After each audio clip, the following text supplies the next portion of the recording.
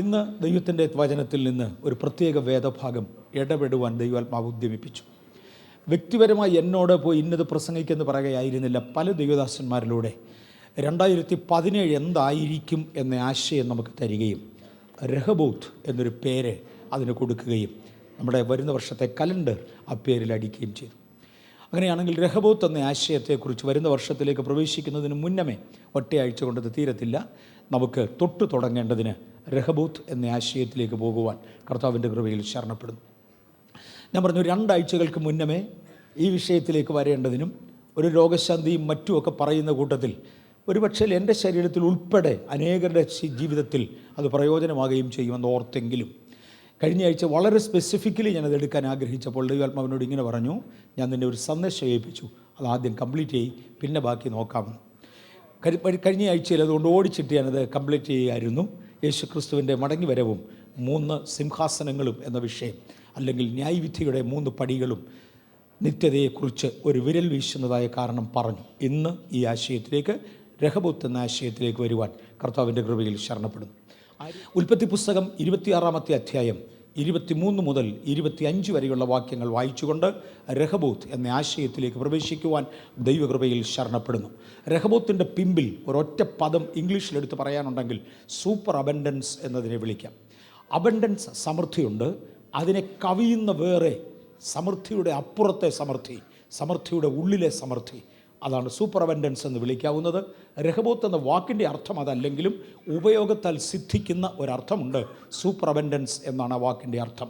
2017 കർത്താവ് നമുക്ക് വേണ്ടി അങ്ങനെ മാറ്റട്ടെ. ദയവായി വായിച്ചാട്ടെ. ഉൽപ്പത്തി 26-ന്റെ 23 മുതൽ 25 വരെ. അവിടെ നിന്ന് അവൻ ബേർശബയ്ക്ക് പോയി.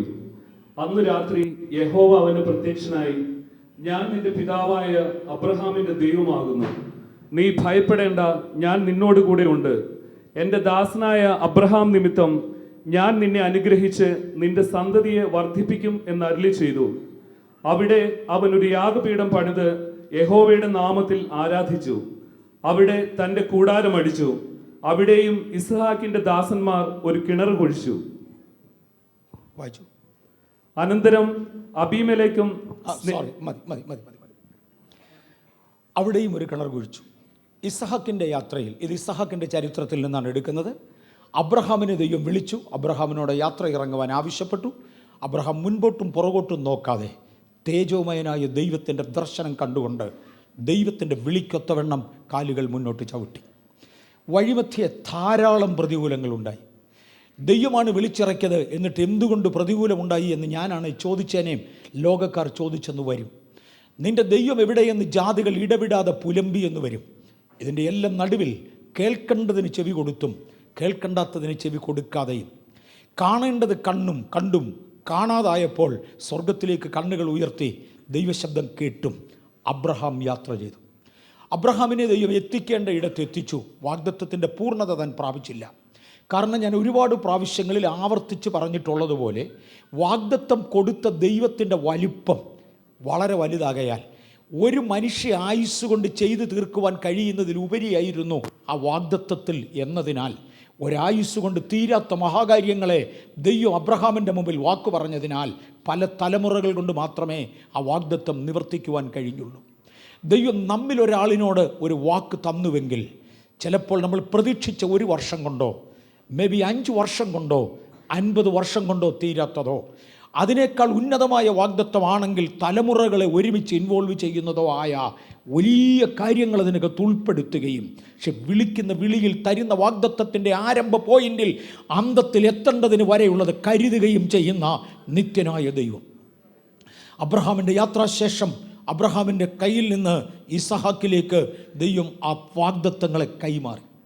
അബ്രഹാമിനോട് പറഞ്ഞിട്ടുണ്ട്, താൻ എഴുതി കുറിച്ച് വെച്ചിരിക്കുന്നത് വായിച്ച് മനസ്സിലാക്കിക്കോളാം പറയുകയായിരുന്നില്ല. സാഹചര്യങ്ങളുടെ മുമ്പിൽ സ്വയം പ്രത്യക്ഷനായി അബ്രഹാമിന് പ്രത്യക്ഷനായതുപോലെ ഇസഹാക്കിന് പ്രത്യക്ഷനായി അദ്ദേഹത്തോട് സംസാരിക്കുകയും തന്നെ ഉറപ്പിക്കുകയും ചെയ്തു. നമ്മളിവിടെ ഇസഹാക്കിൻ്റെ ചരിത്രം ഈ 26-ാമത്തെ അധ്യായത്തിൽ വായിക്കുമ്പോൾ നാം വായിച്ചു തുടങ്ങുന്ന ഭാഗത്ത് അദ്ദേഹം ഗരാർ എന്ന് പറയുന്ന ദേശത്ത് പാർത്തിരുന്നു.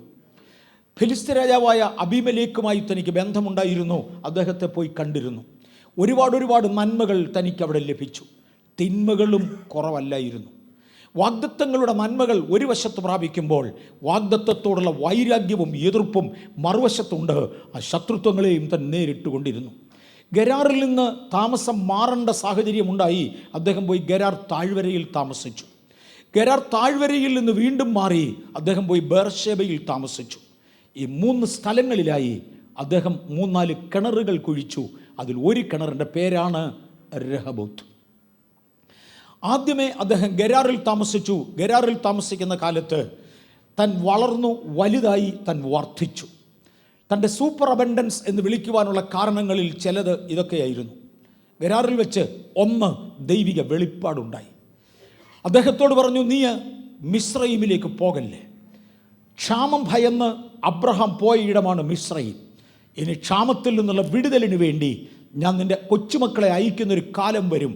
അന്നുവരെ നീ മിസ്രയീമിൽ കയറരുത്, മിസ്രയീമിൽ പോകരുത്. ഇനി നിൻ്റെ തലമുറയെ ഒരിക്കലും മിസ്രയീമിൽ വിടത്തില്ലെന്നല്ല പറഞ്ഞത്, ഞാൻ അവരെ എവിടെ അയക്കും. ഒരിക്കൽ ക്ഷാമം ഭയന്ന് അബ്രഹാം പോയത് മിസ്രയീമിലാണെങ്കിൽ ക്ഷാമത്തിൻ്റെ പരിഹാരത്തിന് വേണ്ടി നിൻ്റെ അനന്തര തലമുറകളെ ഞാൻ മിസ്രയീമിൽ അയക്കും. പക്ഷേ അന്ന് വരെ നിനക്കങ്ങോട്ട് കയറാൻ റൈറ്റില്ല, ഞാൻ നടത്തുന്നതിലേ പോകൂ. ആ വാക്കുകളിൽ നിന്ന് ചില ആശയങ്ങൾ മനസ്സിലായി കാണും. ആഹാരം ലഭിക്കുന്നതും പ്രൊട്ടക്ഷൻ ലഭിക്കാൻ സാധ്യതയുള്ളതുമായ വിശാലതയുള്ളതും നന്മയുള്ളതുമായ മിസ്രയീം നിൻ്റെ മുമ്പിൽ നിനക്ക് കാണാം.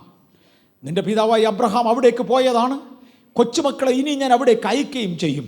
പക്ഷെ ഒരു കാലഘട്ടം അത് നിൻ്റെ കണ്ണിൻ്റെ മുമ്പിൽ കണ്ടാലും പോകല്ല്, എൻ്റെ കൽപ്പനയ്ക്ക് കീഴടങ്ങുക. ഇന്ന് പകൽക്കാലം ചില നന്മകൾ കണ്ടിട്ട് എന്തുകൊണ്ട് ദൈവം അതിൽ നിന്ന് എന്നെ തടഞ്ഞു നിർത്തുന്നെന്ന് ചോദിക്കുന്ന അങ്ങയോടാകാം ഈ ദൂത് എന്ന് ഞാൻ എടുത്തോർപ്പിക്കട്ടെ. വിലക്കപ്പെട്ടതിന് പോകരുത്, അരുതാത്തതിന് തിരിയരുത്. ദൈവം ഇതിൻ്റെ മീതെ ന്യായാധിപതിയായി എഴുന്നേൽക്കുന്ന ഒരു ദിവസമുണ്ടാകും. അവിടെ വെച്ച് അദ്ദേഹത്തിന് പ്രശ്നങ്ങൾ നേരിടേണ്ടതായി വന്നു. തൻ്റെ ഭാര്യ സഹോദരിയാണ് എന്ന് കള്ളം പറയേണ്ടതായി വന്നു. അബ്രഹാമിന് പറ്റിയ പോലെ തന്നെ ഞാൻ അങ്ങോട്ട് പോകുന്നില്ല. ജനറേഷണൽ കേഴ്സ് എന്ന് ഞങ്ങളിതിനെ വിളിക്കും. അബ്രഹാം എന്ത് പ്രതിസന്ധി നേരിട്ടോ, തൻ്റെ സ്വന്തം ഭാര്യയെ സഹോദരി എന്ന് വിളിച്ചില്ലെങ്കിൽ തന്നെ കൊന്നു ഭാര്യയെ കൊണ്ടുപോകും എന്ന സാഹചര്യത്തിലേക്ക് അബ്രഹാം പോയി. അബ്രഹാം ഭാര്യയെ സഹോദരി എന്ന് വിളിച്ചു. ഇസഹാക്കും അത് തന്നെ ചെയ്യേണ്ടതായി വന്നു. പക്ഷേ ഇസഹാക്കിൻ്റെ ഭാര്യ ആരും തൊടുന്നതിന് മുന്നമേ ദേശത്തെ രാജാവ് ഇസഹാക്കിനെ കുറിച്ച് അറിയുകയും തന്നെ വിളിപ്പിക്കുകയും ചെയ്തു. ഇസഹാക്കിനെ വിളിപ്പിക്കുമ്പോൾ അദ്ദേഹം സമ്പന്നനായിരുന്നു, അദ്ദേഹം നാട്ടുകാരുടെ കണ്ണിലുണ്ണിയായിരുന്നു. രാജാവിന് തന്നെ ബോധ്യപ്പെട്ടു. മാത്രമല്ല രാജാവ് തനിക്ക് പ്രൊട്ടക്ഷൻ കൊടുക്കേണ്ടതിൻ്റെ റോയൽ പ്രൊട്ടക്ഷൻ, സൂപ്പർ അബൻഡൻസിൻ്റെ ഒരു ഭാഗമാണ് റോയൽ പ്രൊട്ടക്ഷൻ. ആ റോയൽ പ്രൊട്ടക്ഷൻ തനിക്ക് കൊടുക്കേണ്ടതിന് വേണ്ടി രാജാവിനോട് ദൈവം പറഞ്ഞു, നീ പോയി അവനോട് സംസാരിക്കണം. ആരംഭത്തിങ്കൽ രാജാവ് അദ്ദേഹത്തെ വിളിപ്പിച്ച് അദ്ദേഹത്തോട് ചോദിച്ചു, എന്തുകൊണ്ട് ഇവൾ നിൻ്റെ ഭാര്യയാണെന്ന് പറയാതെ നീ സഹോദരിയാണെന്ന് പറഞ്ഞു? അവൻ പറഞ്ഞു, എൻ്റെ ജീവിത ഭയം കൊണ്ട് പറഞ്ഞതാ. രാജാവ് പറഞ്ഞു, ഞാൻ ഇവിടെ ഒരു ഓർഡർ ഇഷ്യൂ ചെയ്യുകയാണ്. ഈ രാജ്യത്തുള്ള ഏതെങ്കിലും ഒരുവൻ ഇസഹാക്കിനെയോ അവൻ്റെ ഭാര്യയോ തൊട്ടുവെങ്കിൽ മരണശിക്ഷയായിരിക്കും അനുഭവിക്കുക. റോയൽ പ്രൊട്ടക്ഷൻ കൊടുത്തു. വലിയ വലിയ നന്മകളിലേക്ക് മാറുകയാണ്. ദൈവിക നിർദ്ദേശങ്ങൾ താൻ പ്രാപിച്ചു, ദൈവിക വാഗ്ദത്തങ്ങൾ പ്രാപിച്ചു. പക്ഷെ പ്രശ്നം ഉണ്ടായിരുന്നു. സ്വന്തം ഭാര്യയെ സഹോദരി എന്ന് വിളിക്കത്തക്ക അത്രയും പ്രശ്നമുണ്ടായത് തൻ്റെ കുടുംബത്തിൻ്റെ അകത്ത് മറ്റാരും അറിയാത്ത തനിക്കും തൻ്റെ ഭാര്യയ്ക്കും ഇടയിലുള്ള പ്രശ്നമായിരുന്നു. അതിൻ്റെ ഗൗരവം മനസ്സിലാകുന്നവർക്കായി സ്തോത്രം. വെളിയിൽ ഒരു മനുഷ്യൻ ഇതിനെക്കുറിച്ച് അറിഞ്ഞുകൂടാ, മറ്റാരോടും ഇതിനെക്കുറിച്ച് സംസാരിച്ചിട്ടില്ല. പക്ഷെ വിങ്ങി പൊട്ടുന്ന ഒരു ഹൃദയം.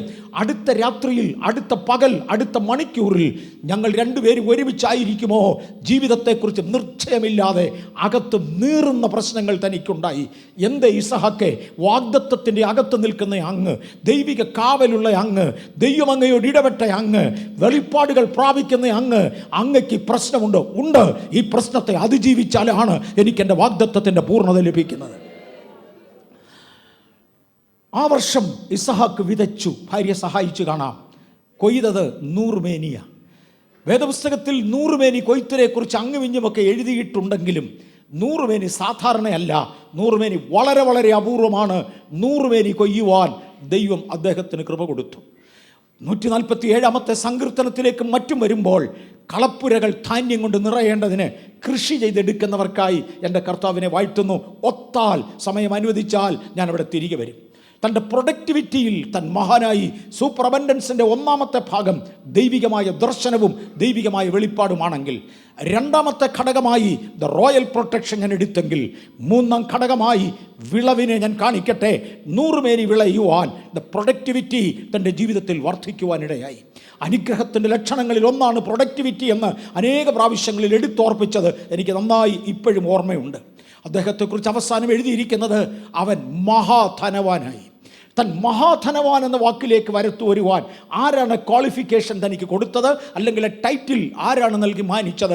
ദേശത്തിലെ രാജാവാണ് പറഞ്ഞത്, നീ മഹാസമ്പന്നനായിരിക്കയാൽ നീയുമായി ഒരു ഉടമ്പടി എനിക്ക് ആവശ്യമായി വരും. ഇന്നെന്നെ കേൾക്കുന്ന ദൈവ പൈതലേ, ഈ രാത്രിയിൽ എങ്ങനെ നേരം വെളുപ്പിക്കുമെന്ന് കരുതി, എങ്ങനെ ഞാൻ എൻ്റെ കാര്യം ചെയ്യുമെന്ന് കരുതി ഇന്ന് പകൽ നിരാശപ്പെടുന്നവർ ഇതിനകത്തുണ്ടെങ്കിൽ, നേതാക്കന്മാർ വിളിച്ചു വരുത്തി, രാജാക്കന്മാർ വിളിച്ചു വരുത്തി, ഞാനും നീയും തമ്മിൽ ഒരു ഉടമ്പടി വേണം. കാര്യം ദൈവം നിന്നോടുകൂടെ നീ മഹാധനവാൻ എന്ന് വിളിച്ചു പറയുന്ന ഒരു സൂപ്പർ അബൻഡൻസിലേക്ക് 2017 ദൈവം നിങ്ങളെ നടത്തട്ടെ, ദൈവം നമ്മെ നടത്തട്ടെ എന്ന് നമുക്ക് ദൈവത്തോട് പ്രാർത്ഥിക്കാം. വലിയവനായ ഒരു ദൈവം. നീ വായിച്ച വാക്യങ്ങളുടെ രത്നച്ചുരുക്കത്തിലൂടെയാണ് ഞാൻ ഇറങ്ങിപ്പോകുന്നത്. ആ പോയ പോക്കിൽ അദ്ദേഹത്തിന് ആദ്യമേ താൻ പോയിട്ട് ഈ സമ്പത്തൊക്കെ ഉണ്ടായി, ധനമൊക്കെ ഉണ്ടായപ്പോൾ താൻ ഒരു കാര്യം ചെയ്തു. തൻ്റെ പിതാവായ അബ്രഹാം ദൈവത്തിൽ നിന്ന് വാഗ്ദത്തം പ്രാപിച്ചിറങ്ങി ജാതികളുടെ രാജ്യത്തൂടെ നടന്നു. ഇന്ന് എന്നെ അറിയുന്നവരുണ്ട്, എന്നെ മാനിക്കുന്നവരുണ്ട്. പക്ഷെ അബ്രഹാം അങ്ങനെ ആയിരുന്നില്ല. കേവലം എബ്രായൻ എന്ന പേരിൽ ശപിക്കപ്പെട്ടവൻ, ത്യജിക്കപ്പെട്ടവൻ, വന്നു കയറിയവൻ, എങ്ങാണ്ടത്തുകാരൻ, ആർക്കും വേണ്ടാത്തവൻ എന്നിങ്ങനെയുള്ള സൽപ്പേരിന് പകരം ദുഷ്പേരും സമ്പാദിച്ച് ദേശത്തൂടെ ലജ്ജാവിഷയമായി നടന്ന എൻ്റെ പിതാവായ അബ്രഹാം തനിക്കായ കാലത്ത് കുഴിച്ച ചില കിണറുകൾ ഫെലിസ്ത്യർ നികത്തിക്കളഞ്ഞത് ഇവിടെയുണ്ട്. ഇതിനൊരു ഭയങ്കര ആത്മീയ അർത്ഥമുണ്ട്. അറിയാമോ? ഞാനിവിടെ അനേക പ്രാവശ്യങ്ങളിൽ ഇത് എടുത്തെങ്കിലും ആ ആത്മീയ അർത്ഥത്തിലേക്ക് ഇറങ്ങിപ്പോയിട്ടില്ല. ദൈവത്തിൻ്റെ വിളി കെട്ടിറങ്ങിയ അബ്രഹാം കുഴിച്ച കിണറുകളെ അബ്രഹാമിനെ ദൈവമേൽപ്പിച്ച ഉപദേശങ്ങളായി ഇന്ന് ചിത്രീകരിക്കാറുണ്ട്. നമ്മുടെ പിതാക്കന്മാർക്ക് ദൈവം കൊടുത്ത ചില ഉപദേശങ്ങളുണ്ട്. എന്നാൽ ഫെലിസ്ത്യൻ എന്ന ശത്രു ആദ്യം ചെയ്യുന്നത് അതിനെ മണ്ണിട്ട് മൂടിയേക്കുക. ഫെലിസ്ത്യർ അബ്രഹാം കുഴിച്ച കിണറുകളെ മണ്ണിട്ട് മൂടി. നമ്മുടെ ജീവിതത്തിൽ പിതാക്കന്മാരുടെ ഉപദേശത്തിൽ, അതെ, തിരുവചനത്തിൻ്റെ ഉപദേശത്തിൽ, പിതാക്കന്മാരുടെ ഉപദേശം എന്ന് ഞാൻ പറഞ്ഞതുകൊണ്ട് ഒരു ഉപദേശപ്പെശക് കാണിച്ച ഇടയിൽ വന്ന കണ്ണിയിൽ കയറിക്കൂടിയ ഒരു ഇത്തിളിൻ്റെ ചരിത്രമല്ല ഞാൻ തൊടുന്നത്. പകരം തിരുവചനത്തിൻ്റെ ഉപദേശം. ആകാശം മാറാം, ഭൂമി മാറാം, ഇതിൽ നിന്നൊന്ന് മാറുകയില്ലെന്ന് പറഞ്ഞ, ഇത് എന്നേക്കും നിലനിൽക്കുമെന്ന് പറഞ്ഞ തിരുവചനത്തിൻ്റെ ഗൗരവമേറിയ ഉപദേശങ്ങൾക്ക് മണ്ണിട്ട് മൂടുന്ന ഒരു ഫെലിസ്ത്യ മണ്ഡലത്തിനെതിരെ ഫെലിസ്ത്യൻ ഇത് മുഴുവൻ മണ്ണിട്ട് മൂടി. ഈ കിണർ അവിടെ ഇരുന്നേ കൊണ്ട് ഫെലിസ്ത്യൻ എന്ത് നഷ്ടം? ഞാനിതിൻ്റെ മറുവശത്തൂടെ കയറി വരും, അന്നേരം നമുക്കത് മനസ്സിലാകും. വ്യക്തമായ വിശദീകരണം. ഈ കിണർ അവിടെ ഉള്ളത് കൊണ്ട് ഫെലിസ്ത്യൻ ഒരു ദോഷവുമില്ല. അവനും വേണേൽ അതിലെ വെള്ളം വിറ്റ് കുടിക്കാം. അവർക്ക് ഈ വെള്ളം വേണ്ടാഞ്ഞിട്ടല്ല. ഈ രണ്ടാമത് പിന്നെ ഇത് കുഴിച്ചപ്പോൾ ഇതിനു വേണ്ടി അവർ വഴക്കിനും പോയി.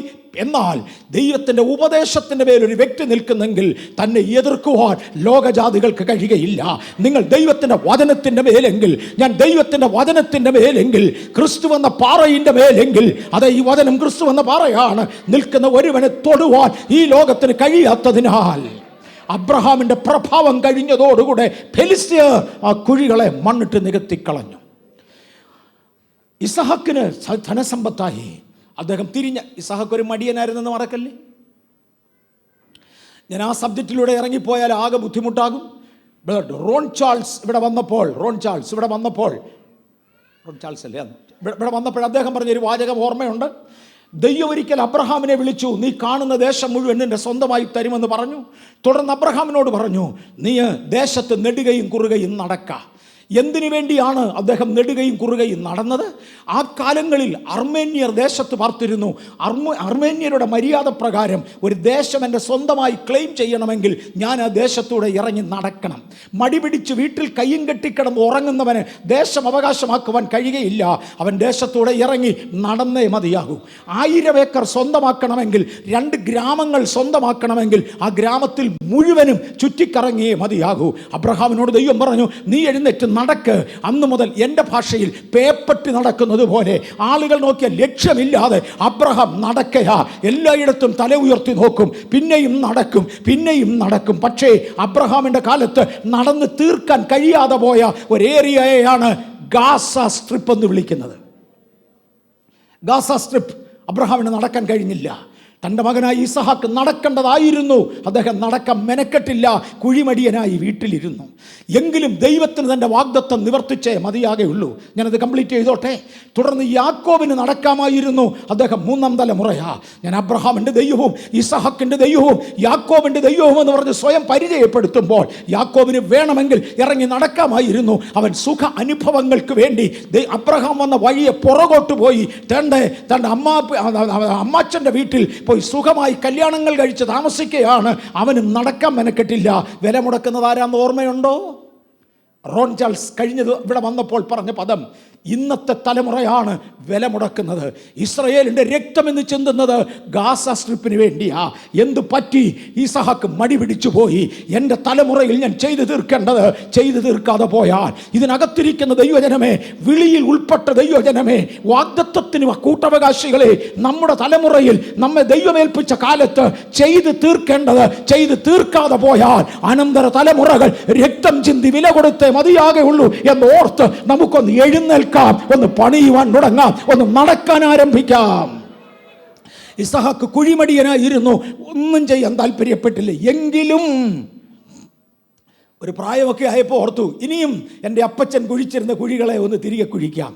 അങ്ങനെ കുഴിച്ചു ചെന്ന് വെള്ളം തിരിച്ചു കിട്ടിയപ്പോൾ തേണ്ട ഫെലിസ്ത്യർ വഴക്കിന് വന്നു. എടാ പിന്നെ പണ്ടെന്തിനാ നീ കുഴി മൂടിയത്? കുഴിയോടുള്ള വൈരാഗ്യം കൊണ്ടല്ല, വെള്ളം വേണ്ടാഞ്ഞിട്ടല്ല. പിതാക്കന്മാരുടെ ഉപദേശത്തിൽ നിന്നാൽ നീ നാട്ടിൽ പ്രബലനാകും. നിന്നെ തുരത്തണമെങ്കിൽ അതിൽ നിന്ന് താങ്കളെ തുരത്തിയേ മതിയാകൂ. ആരോടൊക്കെയോ പരിശുദ്ധാത്മാവ് ഇടപെടുന്നുണ്ട്. ദൈവവചനത്തിൻ്റെ ഉപദേശത്തിൽ നിന്ന് നിങ്ങളെ തുരത്തുവാൻ ശത്രു ശ്രമിക്കുന്നത് മൂടോടെ പിഴുത് പറിച്ച് ഉലച്ച് എറിയേണ്ടതിനാണ് എന്ന് മറക്കരുത്. ഇസഹാക്ക് അതുകൊണ്ട് വീണ്ടും കുഴിച്ചു. ഇസഹാക്കേ, ഇപ്പൊ കുഴിക്കാൻ പോകാതെ മൂടുന്ന കാലത്ത് നോക്കുവാൻ നിനക്ക് കഴിഞ്ഞിരുന്നുവെങ്കിൽ നീ വിജയിച്ചേനെ. ആ കുഴിയെക്കുറിച്ച് അവർ വഴക്കിട്ടത് കൊണ്ട് അദ്ദേഹം ആ 1-ാമത്തെ കിണറിന് എസ്തേൻ എന്ന് പേരിട്ടു. 1-ാം കിണർ. 2-ാമത്തെ കിണർ അദ്ദേഹം കുഴിച്ചു. അതിനെക്കുറിച്ചും അവർ വഴക്കിട്ടു. അതുകൊണ്ട് അതിന് സിദ്ന എന്ന് പേരിട്ടു. അവിടെ നിന്ന് മാറി 3-ാമതൊരു കിണർ അദ്ദേഹം കുഴിച്ചു. അതിനെക്കുറിച്ച് വഴക്കിടാൻ ആരും വന്നില്ല. ആകയാൽ ഒരു പുത്തൻ പേരിട്ടു. 2 കിണറുകൾ കുഴിച്ചതിന് 2ഉം പണ്ട് അബ്രഹാം കൊടുത്തിരുന്ന പേര് തന്നെ ഇട്ടു. സ്നാനത്തിന് സ്നാനമെന്ന് തന്നെ പേരിട്ടു, വേർപാടിന് വേർപാടെന്ന് തന്നെ പേരിട്ടു. 2-നെക്കുറിച്ചും അവർ വഴക്കിന് വന്നു. അതുകൊണ്ട് 2ഉം വിട്ടു. 2-നും പേര് മാറ്റിയിട്ടു. 2-നും പേര് മാറ്റിയിട്ടു. ഞാൻ പേരൊന്നും പറഞ്ഞു എന്നെ കളിയാക്കിയെന്ന് ആർക്കും തോന്നാതിരിക്കാൻ അങ്ങനെയൊന്നും ഞാൻ പറയുന്നില്ല. പേരങ്ങ് മാറ്റിയിട്ടു, ഒരു പുതിയ പേരിൽ അറിഞ്ഞു. അത് കഴിഞ്ഞ് അദ്ദേഹം പോയി സ്വയമായി ഒരു കിണർ കുഴിച്ചു. ആ കിണറിനെ കുറിച്ച് ആരും വഴക്കിന് വന്നില്ല. അപ്പോൾ അദ്ദേഹം പറഞ്ഞു, ഇപ്പോൾ ദേശത്ത് ദൈവം നമ്മെ മാനിച്ചു. 2 വഴക്ക് കഴിഞ്ഞ് മാറിപ്പോയവൻ പറഞ്ഞു, ഇപ്പോൾ എനിക്കിടയുണ്ടാകും. ദേശത്ത് നമ്മെ പരത്തും, നമ്മെ ഇവിടെ എസ്റ്റാബ്ലിഷ് ചെയ്യും എന്ന് പറഞ്ഞ് രഹബോത്ത് എന്ന കിണറിന് പേരിട്ടു. രഹബോത്ത് എന്ന വാക്കിൻ്റെ അർത്ഥം എൻലാർജ് എന്നാണ്. എൻലാർജ്, അപ്പോൾ അത് അറിയാൻ വയ്യാത്തൊരു കുറവായിരിക്കും. വിശാലതയിലേക്ക് വരുത്തുക, സമൃദ്ധിയിലേക്ക് കൊണ്ടുവരിക. എൻലാർജ്, അതാണ് ആ വാക്കിൻ്റെ അർത്ഥം. അതിന് 2-മതൊരർത്ഥമുണ്ട്, എസ്റ്റാബ്ലിഷ്. എന്നെ ഇവിടെ ഉറപ്പിച്ച് നിർത്തി, എന്നെ ഇവിടെ പ്രബലനാക്കി. ദൈവം എന്നെ ഇവിടെ എസ്റ്റാബ്ലിഷ് ചെയ്യും.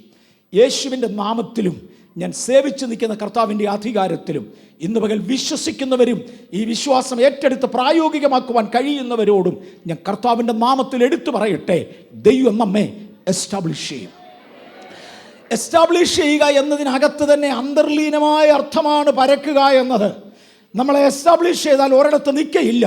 ഒരു വൃക്ഷം വേര് ഇറക്കുന്നത് പോലെ, അതിൻ്റെ ഇലകൾ പരക്കുന്നത് പോലെ 2017 ചിലതിനെയെല്ലാം ദൈവം വേരുറപ്പിക്കട്ടെ, ചിലതിനെയെല്ലാം പരക്കുമാറാകട്ടെ.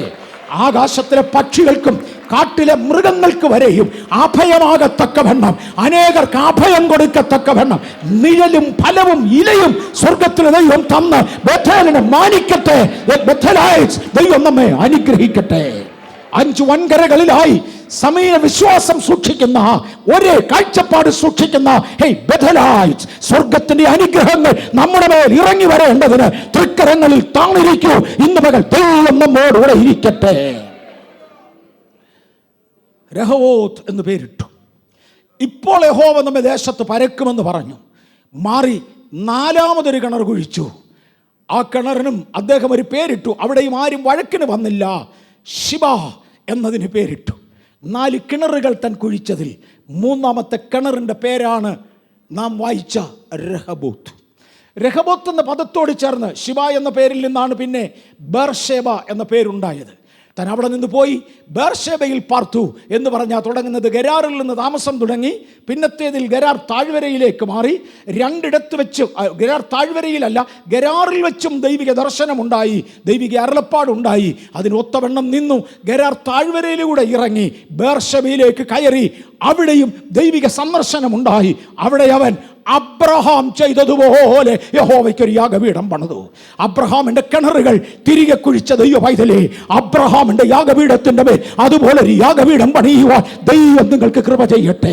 ഇന്ന് പകൽ പിതാക്കന്മാരുടെ അനുഗ്രഹം മക്കളുടെ മേൽ പകരുവാൻ, പിതാക്കന്മാരുടെ വാഗ്ദത്തം മക്കളുടെ മേൽ നിവർത്തിക്കുവാൻ സ്വർഗത്തിലെ ദൈവം തലമുറയായി സങ്കേതമായവൻ എന്റെയും നിങ്ങളുടെയും ദൈവമാകയാൽ ഇന്ന് പകൽ ദൈവം ചിലത് ചെയ്യേണ്ടതിന് തൃക്കരങ്ങളിൽ ഏൽപ്പിക്കാം. അതെ, പുരാതനമായ ദൈവം നിന്റെ സങ്കേതം, കീഴേ ശാശ്വത ഭുജങ്ങളുണ്ട്. ആ ഭുജങ്ങളിൽ നയിക്കപ്പെടുന്നതിനായി സ്തോത്രം. നമുക്കിതിനോട് ചേർന്ന് ആശയം നിങ്ങൾക്ക് നന്നായി മനസ്സിലായി. ദേശത്ത് പരക്കുമാറാക്കും, സ്ഥിരമാക്കും, എല്ലാവരും ചെയ്യും എന്നിങ്ങനെയുള്ള ആശയങ്ങൾ ഒരുമിച്ച് പറയുന്ന, അതിനെ എടുത്തു കാണിക്കുന്ന ഒരു കിണറും കിണറ്റിലെ വെള്ളവുമാണ് ഇന്ന് തന്നെ നമ്മുടെ മുമ്പിൽ കിടക്കുന്നത്. നമുക്ക് മത്തായിയുടെ സുവിശേഷം 14:20 വായിക്കാം. വിശുദ്ധ മത്തായിയുടെ സുവിശേഷം 14-ാം അധ്യായത്തിന്റെ 20-ാം വാക്യം. എല്ലാവരും തിന്ന് തൃപ്തരായി ശേഷിച്ച കഷണം 12 കൊട്ട നിറച്ചെടുത്തു. ഇതൊരു പ്രധാനപ്പെട്ട ആശയം പരിശുദ്ധാത്മാവ് എൻ്റെ ഹൃദയത്തിലേക്ക് എടുത്തിട്ടതാണ്. സൂപ്പർ അബൻഡൻസിൻ്റെ ഒരു ഭാഗം. സൂപ്പർ അബൻഡൻസിന് കണ്ടീഷൻസ് ഉണ്ട്. അതിലൊരു കണ്ടീഷൻ, ഒരു വല്ലാത്ത സാഹചര്യം. ഞാൻ ഓർക്കുന്നു, ന്യൂഡൽഹിയിൽ ഒരു വീട്ടിൽ ഒരിക്കൽ ഞങ്ങൾ ഒരു ഉപവാസ പ്രാർത്ഥന കഴിഞ്ഞ് ചെന്ന് കയറി. ഒരു ബാച്ചിലർ സഹോദരനാണ് അവിടെ താമസിക്കുന്നത്. അദ്ദേഹത്തിന് ഉച്ചക്കത്തേക്കുള്ള ആഹാരം വെച്ചിട്ടുണ്ട്. അതും വെന്തുപോയ ചോറ. കൂട്ടാൻ ആകപ്പാടെ അദ്ദേഹം ഉണ്ടാക്കിയത് സാമ്പാറാണ്. അതിനകത്ത് കഷണം ഉണ്ടോ എന്ന് ഞാൻ ഓർക്കുന്നില്ല. മഞ്ഞൾ കൂടുതൽ ഉണ്ടായിരുന്നെന്ന് അറിയാം. വെള്ളം ആവശ്യം പോലെ ഉണ്ടായിരുന്നു. അദ്ദേഹത്തിന് ഒരാൾക്ക് വേണ്ടി അദ്ദേഹം ഉണ്ടാക്കിയ ആഹാരം ഒരു പക്ഷേ വൈകിട്ടും കൂടെ കഴിക്കാമെന്ന് ചിന്തിച്ച് കാണാം. ഞങ്ങളൊരു 3-4 പേര് ഉപവാസമൊക്കെ കഴിഞ്ഞ് അതുവഴി കയറി. അപ്പോൾ അങ്ങേര് പറഞ്ഞ് ഇരിക്കുക, എല്ലാവർക്കും ചോറുണ്ട് വെച്ച് പോകാമെന്ന് പറഞ്ഞു. ആരോ ഒരാൾ വരുന്ന അങ്ങനെ ആട്ടെന്ന് പറഞ്ഞ് എല്ലാവരും കൂടെ അങ്ങ് ഇരുന്നു. ആകെ അദ്ദേഹവും വിഷമിച്ച് കാണും, ഞങ്ങളെല്ലാം വിഷമിച്ച് കാണും. ചോറ് വിളമ്പുന്ന കണ്ടേച്ച് എൻ്റെ ഭാര്യ ചിന്നമ്മ പറഞ്ഞത്, ഞാനായിരുന്നെങ്കിൽ ഇത്രയും തൻ്റെ ഇടം എടുക്കുകയില്ലായിരുന്നു പറഞ്ഞു. ഉള്ളതുകൊണ്ട് ഇല്ല ആർക്കും എന്ന് പറയുന്ന സാഹചര്യം നമുക്കതറിയാം. ഉള്ളതുകൊണ്ട് ഇല്ല ആർക്കും, അങ്ങനെ ഞങ്ങളെല്ലാം കൂടെ കഴിഞ്ഞു. There was no abundance. പക്ഷേ തൻ്റെ ഒരു നേരത്തെ ആഹാരം ഉപവാസം കഴിഞ്ഞ് ചെന്ന ഞങ്ങളുമായി പങ്കിട്ടതിൽ ഞങ്ങൾക്കെല്ലാം സന്തോഷവും തൃപ്തി, ഇന്നും നന്ദിയുണ്ട്. അദ്ദേഹം ശ്രദ്ധിക്കുന്നുണ്ടെങ്കിൽ ഇന്നും നന്ദിയുണ്ട്. പക്ഷേ യേശു 5 അപ്പം കൊണ്ട് 5000 പേരെ പോഷിപ്പിക്കുന്ന സാഹചര്യം ഇതിനേക്കാൾ കട്ടിയ. 3 ദിവസമായി ജനം ഉപവസിക്കുക, ആർക്കും ഒന്നും കഴിക്കാനില്ല. 3 ദിവസം കഴിഞ്ഞ ശേഷം ആശീർവാദം പറഞ്ഞു വിടാൻ ശിഷ്യന്മാർ യേശുവിനെ നിർബന്ധിക്കുമ്പോൾ യേശു പറയാണ്, നിങ്ങൾ ഇവർക്ക് ആഹാരം കൊടുക്കണം. ഒരു രക്ഷയില്ലെന്ന് അവർ കൈ ഉയർത്തി. യേശു ചോദിച്ചു, നിങ്ങളുടെ എന്നാ ഉണ്ട്? എല്ലാം കൂടെ ഉള്ളത് ഒരു കൊച്ചൻ്റെ 5 അപ്പം, നമുക്കറിയാം. യേശു അടുത്ത പദം പറഞ്ഞത്, പന്തിയായി ജനത്തെ ഇരുത്ത്, ഒരു ഒരുക്കത്തോടെ ഇരുന്നോട്ടെ. 50ഉം 100ഉം വീതം എണ്ണി ഇരുത്ത്, പന്തിയായി ജനത്തെ ഇരുത്ത്. ശിഷ്യന്മാരുടെ അകവാള് വെട്ടിക്കാണും. രണ്ടായാലും യേശുവിൻ്റെ കൽപ്പനയുടെ പുറകിൽ 12 കൊട്ടകളുമായി എത്തി. എല്ലാവരും തിന്നു. കൊണ്ടുവന്ന പയ്യൻ തിന്നു. നുറുക്കിയ യേശു ഭക്ഷിച്ചതായി ഞാൻ കണ്ടില്ല. പക്ഷേ എല്ലാവരും ഭക്ഷിച്ചു എന്ന് എഴുതിയപ്പം യേശു എടുത്തു എന്ന് എൻ്റെ അഭിപ്രായം. അല്ലെങ്കിൽ എല്ലാവരും എന്ന വാക്ക് വരത്തില്ല. തൃപ്തരായി. അത് ഏറ്റവും കട്ടിയ. ഒരുപാട് പ്രാവശ്യം ഞാനിവിടെ പറഞ്ഞിട്ടുണ്ട്, 5 പേരോ 4 പേരോ ഉള്ള ഒരു വീട്ടിൽ ഒരാഹാരം വെച്ചാൽ എല്ലാവർക്കും തൃപ്തിയാകത്തില്ല. മീനും ഇറച്ചിയും കൊണ്ട് തൃപ്തിയാകുന്ന ഒരാൾ കാണും, പരിപ്പും പപ്പടവുമാണ് നല്ലതെന്ന് പറയുന്ന വേറൊരാൾ കാണും, പിസ്സ വരാതെ ശരിയാകില്ലെന്ന് പറയുന്ന പിള്ളേരും കാണും. എല്ലാവരും കൂടെ തൃപ്തിയാകുന്ന ഒരു സാഹചര്യം നമുക്ക് പ്രതീക്ഷിക്കാൻ എളുപ്പമല്ല. ഇത് 5000 കുടുംബങ്ങൾ ഒരുമിച്ചിരുന്നതിൽ എല്ലാവരും തൃപ്തിയായി. എരി കൂടുതൽ വേണ്ടവനും എരി കുറവ് വേണ്ടവനും ഉപ്പ് കാണരുതാത്തവനും ഉപ്പ് കൂടുതൽ വേണ്ടവനും എല്ലാത്തിനും ഒരുപോലെ തൃപ്തിയായി എന്ന് പറഞ്ഞാൽ അവരവരുടെ കൈകളിലേക്ക് എടുക്കുന്ന കഷണങ്ങൾക്കകത്ത് അവനവൻ്റെ ഹൃദയത്തിൻ്റെ അകത്തിരിക്കുന്ന വാഞ്ചയ്ക്കൊത്തവണ്ണം വേറൊരു ഇമ്പാർട്ടേഷൻ നടന്നു, വേറൊരു ട്രാൻസ്ഫോർമേഷൻ നടന്നു. അവർ ദൈവസാന്നിധ്യത്തിൻ്റെ നടുവിലാണ് ഇരിക്കുന്നതെന്ന് മറക്കരുത്. ആ വ്യാപരിച്ച് നിൽക്കുന്ന ദൈവസാന്നിധ്യത്തിൻ്റെ മുമ്പിൽ യേശുവിൻ്റെ തൃക്കരങ്ങളാൽ തൊട്ട് നുറുക്കപ്പെട്ട അപ്പം വിശുദ്ധ അപ്പോസ്തലന്മാരുടെ കൈകൊണ്ട്, അശുദ്ധനായ യൂദായും ഉണ്ടെന്ന് മറക്കുന്നില്ല, അപ്പോസ്തലന്മാരുടെ കൈകൊണ്ട് തൊട്ട കൊട്ടയ്ക്കകത്ത് വീണ അപ്പത്തിലേക്ക് വ്യാപരിച്ച ദൈവസാന്നിധ്യം മീതെ കവർ ചെയ്യുന്ന ദി ഓവർ ഷാഡോയിങ് പവർ, ഇന്ന് പകൽ ആ പവർ ഇതിനകത്തൊന്ന് വ്യാപരിക്കട്ടെ. ശരീരത്തിൻ്റെ വിടുതൽ വേണ്ടവർക്ക് ശരീരത്തിൻ്റെ വിടുതൽ, മനസ്സിൻ്റെ വിടുതൽ വേണ്ടവർക്ക് മാനസിക വിടുതൽ, സാമ്പത്തിക ആരോഗ്യം വേണ്ടവർക്ക് സാമ്പത്തിക ആരോഗ്യം, സാമൂഹികമായ വിജയം വേണ്ടവർക്ക് സാമൂഹികമായ വിജയം. ഹല്ലേലൂയ. ആർട്സ് എടുത്തവനും സയൻസ് എടുത്തവനും ഹല്ലേലൂയ. ഇന്ന് പകൽ അവനവന് വേണ്ട ആ കൈകൾ തൊടുമ്പോൾ അതിലേക്കൊന്ന് വ്യാപരിക്കുന്ന ഒരു ദൈവപ്രകാരം എല്ലാവരും തിന്നു. പിണങ്ങിയിരുന്നവൻ ഒരുത്തനുമില്ല. ഈ ചെറുബാലകന്റെ വീട്ടിലുണ്ടാക്കിയ അപ്പക്കഷണം എനിക്ക് വേണ്ട എന്ന് പറഞ്ഞ് മാറിയിരുന്നവരാരുമില്ല. സാഹചര്യം തിരിച്ചറിഞ്ഞ് ഞാൻ വീട്ടിൽ പോയി കഴിച്ചോളാം എന്ന് പറഞ്ഞവൻ ആരുമില്ല. നിരത്തി വെച്ചതിന്റെ മുമ്പ് ഒരു മനസ്സോടെ ഇരുന്ന ഓരോരുത്തർക്ക് ആവശ്യമുള്ളത് അവനവന്റെ കൈകളിലൂടെ ആ അപ്പക്കഷണത്തിൽ പകർന്നു. സൂപ്പർ അബൻഡൻസിന്റെ ഒരു ഭാഗമാണ് ദ ടോട്ടൽ സാറ്റിസ്ഫാക്ഷൻ. യേശുവിന്റെ നാമത്തിൽ ഒരു total satisfaction. Hallelujah. A total satisfaction. അത് കുടുംബങ്ങളുടെ അകത്ത്, അത് വ്യക്തികളുടെ അകത്ത് ഇന്ന് പകൽ വ്യാപരിക്കട്ടെ. For I talk about the super abundance. സമൃദ്ധിയുടെ മുകളിലെ സമൃദ്ധി, ദൈവിക നന്മകളുടെ സമൃദ്ധി, എ സൂപ്പർ അബൻഡൻസ് ഇന്ന് പകൽ അത് ജനത്തിന്റെ ഇടയിൽ വ്യാപരിക്കട്ടെ. Everyone who listen me all around, വെബിലൂടെ ശ്രദ്ധിക്കുന്നവരെ, ഹാർവസ്റ്റിലൂടെ ശ്രദ്ധിക്കുന്നവരെ, യേശുവിന്റെ നാമത്തിൽ ഒരു സൂപ്പർ അബൻഡൻസ് ഇന്ന് നിങ്ങളുടെ മേൽ വ്യാപരിക്കട്ടെ. അതിലെ കുഞ്ഞുങ്ങള്, അതിലെ മാതാപിതാക്കള്, അതിലെ അവിവാഹിതര്, അതിലെ വിവാഹിതര്, അതിന്റെ കുടുംബങ്ങള് യേശുവിൻ നാമത്തിൽ ഇന്ന് പകൽ ഈ സൂപ്പർ അബൻഡൻസിലേക്ക് ഇറങ്ങി വരട്ടെ. ഞാനിതിന്റെ മറുവശം പറയാതെ നിർത്തത്തില്ല. ഇതിനെല്ലാം ഒരു മറുവശമുണ്ട്, പറയാതെ നിർത്തത്തില്ല. ഇത് എല്ലാവരും തിന്ന് തൃപ്തരായി. ഉണ്ണാത്തവന് പ്ലേറ്റ് വേണം, ഉണ്ടവന് പാ വേണമെന്നാണ് പറയുന്നത്. തൃപ്തരായപ്പോൾ എല്ലാവരും പോകാൻ തുടങ്ങിയപ്പോൾ യേശു പറഞ്ഞു, പിന്നെ ഒരിക്കൽ എൻ്റെ വാഗൊണ്ട് കൽപ്പിച്ച് എൻ്റെ പിതാവിൻ്റെ അനുഗ്രഹത്താൽ ഒരു സൂപ്പർ അബൻഡൻസ് ഇവിടെ നടന്നെങ്കിൽ ഒത്തിരി കഷണങ്ങൾ ശേഷിക്കും. അത് കാലുകൊണ്ട് ചവിട്ടാൻ കളഞ്ഞു പോകരുത്, ഇത് പെറുക്കിക്കൊണ്ട് പോക്കണം. ഹല്ലേലൂയ. ഇന്ന് പകൽ ചിലതൂടെ പെറുക്കുവാൻ, വേസ്റ്റ് ചെയ്യാനല്ല, ദൈവം തന്നതിന്റെ നന്ദിയായി അതുകൊണ്ട് പ്രിസർവ് ചെയ്യുവാൻ,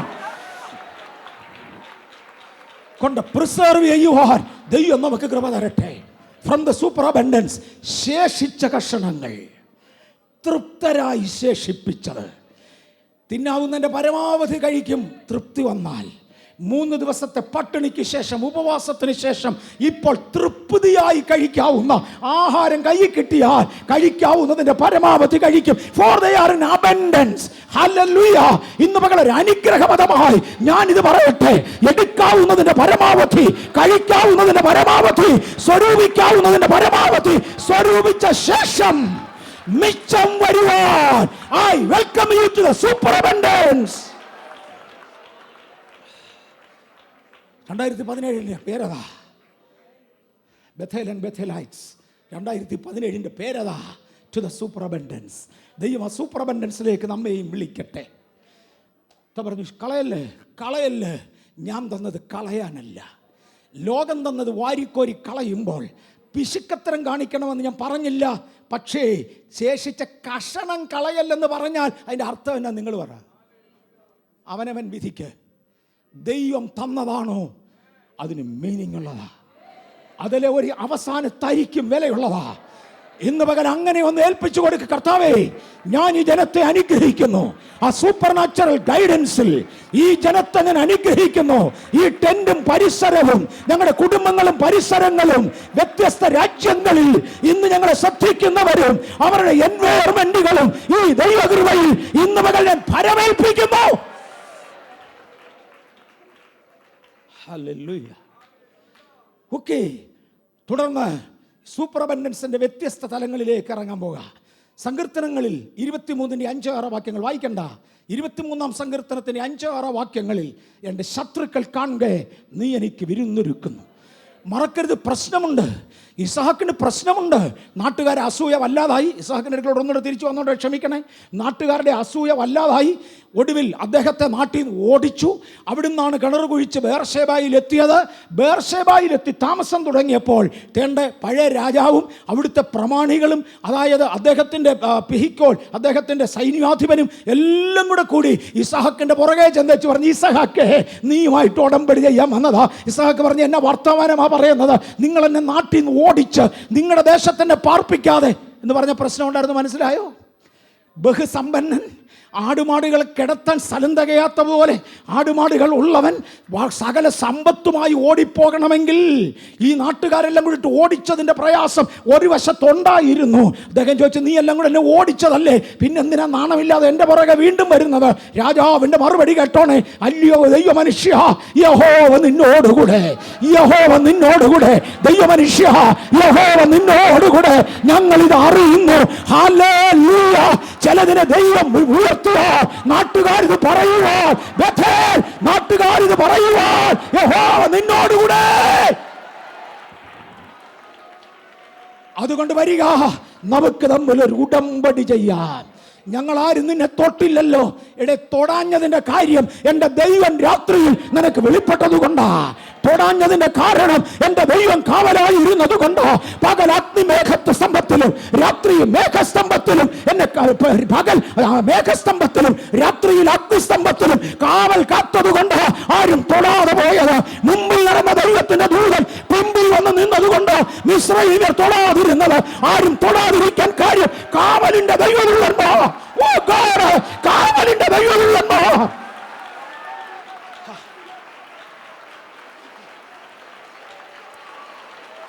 Amen. Hallelujah. ശ്രദ്ധിച്ചാട്ടെ. ആരാധിക്കുന്നത് ദൈവത്തിന് ഭയങ്കര സന്തോഷമായി, എനിക്ക് ഭയങ്കര ഇഷ്ടമാണ്. പക്ഷെ ക്ലോക്ക് ഇത് സമ്മതിക്കുകയില്ല. അതുകൊണ്ട് ഞാൻ വേഗത്തിൽ പോകേണ്ടതായി വരുന്നത്. ഹല്ലേലൂയ. എനിക്കറിയാം, നമ്മൾ ഇങ്ങനൊരു മെസ്സേജിലേക്ക് പോയിട്ട് 6 മാസം കഴിഞ്ഞു ഇവിടെ. പക്ഷെ എൻ്റെ തോന്നിയവാസത്തിന് ഞാൻ ഇത്തരം മെസ്സേജിൽ നിന്ന് മാറി വേറൊന്നിൽ പോയതല്ല. അറിഞ്ഞിരിക്കേണ്ടതും മറക്കാൻ പാടില്ലാത്തതുമായ, സാധാരണക്കാരന് ലഭിക്കാൻ അർഹതയില്ലാത്ത എബവ് ആവറേജ് ഏരിയകളിലൂടെ ബേഥേലിനെ കയറ്റി പഠിപ്പിക്കുവാൻ ദൈവത്തിന് തിരിഹിതമാകുക. ദൈവം അനേകം മറകൾ നീക്കി പല വെളിപ്പാടുകൾ തന്നതുകൊണ്ട് കഴിഞ്ഞ നാളുകളിൽ, കഴിഞ്ഞ 6 മാസത്തിലധികമായി ഇത്തരം സൈഡുകളിലൂടെ യാത്ര ചെയ്തത്. കേടുതീർത്ത് ഇന്ന് പകൽ ദൈവം നമുക്ക് തരട്ടെ. ഹല്ലേലൂയ. നിന്റെ കാവൽക്കാരനുണ്ടല്ലോ, മയങ്ങുന്നവനല്ല, ഉറങ്ങുന്നവനല്ല, ഗതിഭേദത്താൽ ആച്ഛാദനമുള്ളവനല്ല, പ്രശ്നം ഉള്ളപ്പോൾ ആ കാവലാ. ഇന്നലെ ജോലി ചെയ്തെടുത്ത് ഇന്ന് ജോലിയില്ലെന്ന് പറഞ്ഞ് ഇറക്കി വിടുമ്പോൾ, ഇന്നലെ നന്നായി എന്ന് പറഞ്ഞവൻ ഇന്ന് ചീത്തയായി എന്ന് പറയുന്നത് കേൾക്കുമ്പോൾ ഹൃദയം കലങ്ങാതെ ഇസ്രായേലിന്റെ പരിപാലകൻ, എന്റെ പരിപാലകൻ മയങ്ങത്തില്ല. ആകെ രാത്രിയിലെ ഭയത്തെ, പകൽ പറക്കുന്ന അസ്ത്രത്തെ, ഇരുട്ടിൽ സംഹരിക്കുന്ന സംസാരകാരകനെ എനിക്ക് പേടിക്കാനില്ല. എന്റെ വശത്ത് 1000 പേരും എന്റെ വലത്തുവശത്ത് 10,000 പേരും വീണാൽ എന്നോട് അടിക്കയില്ല.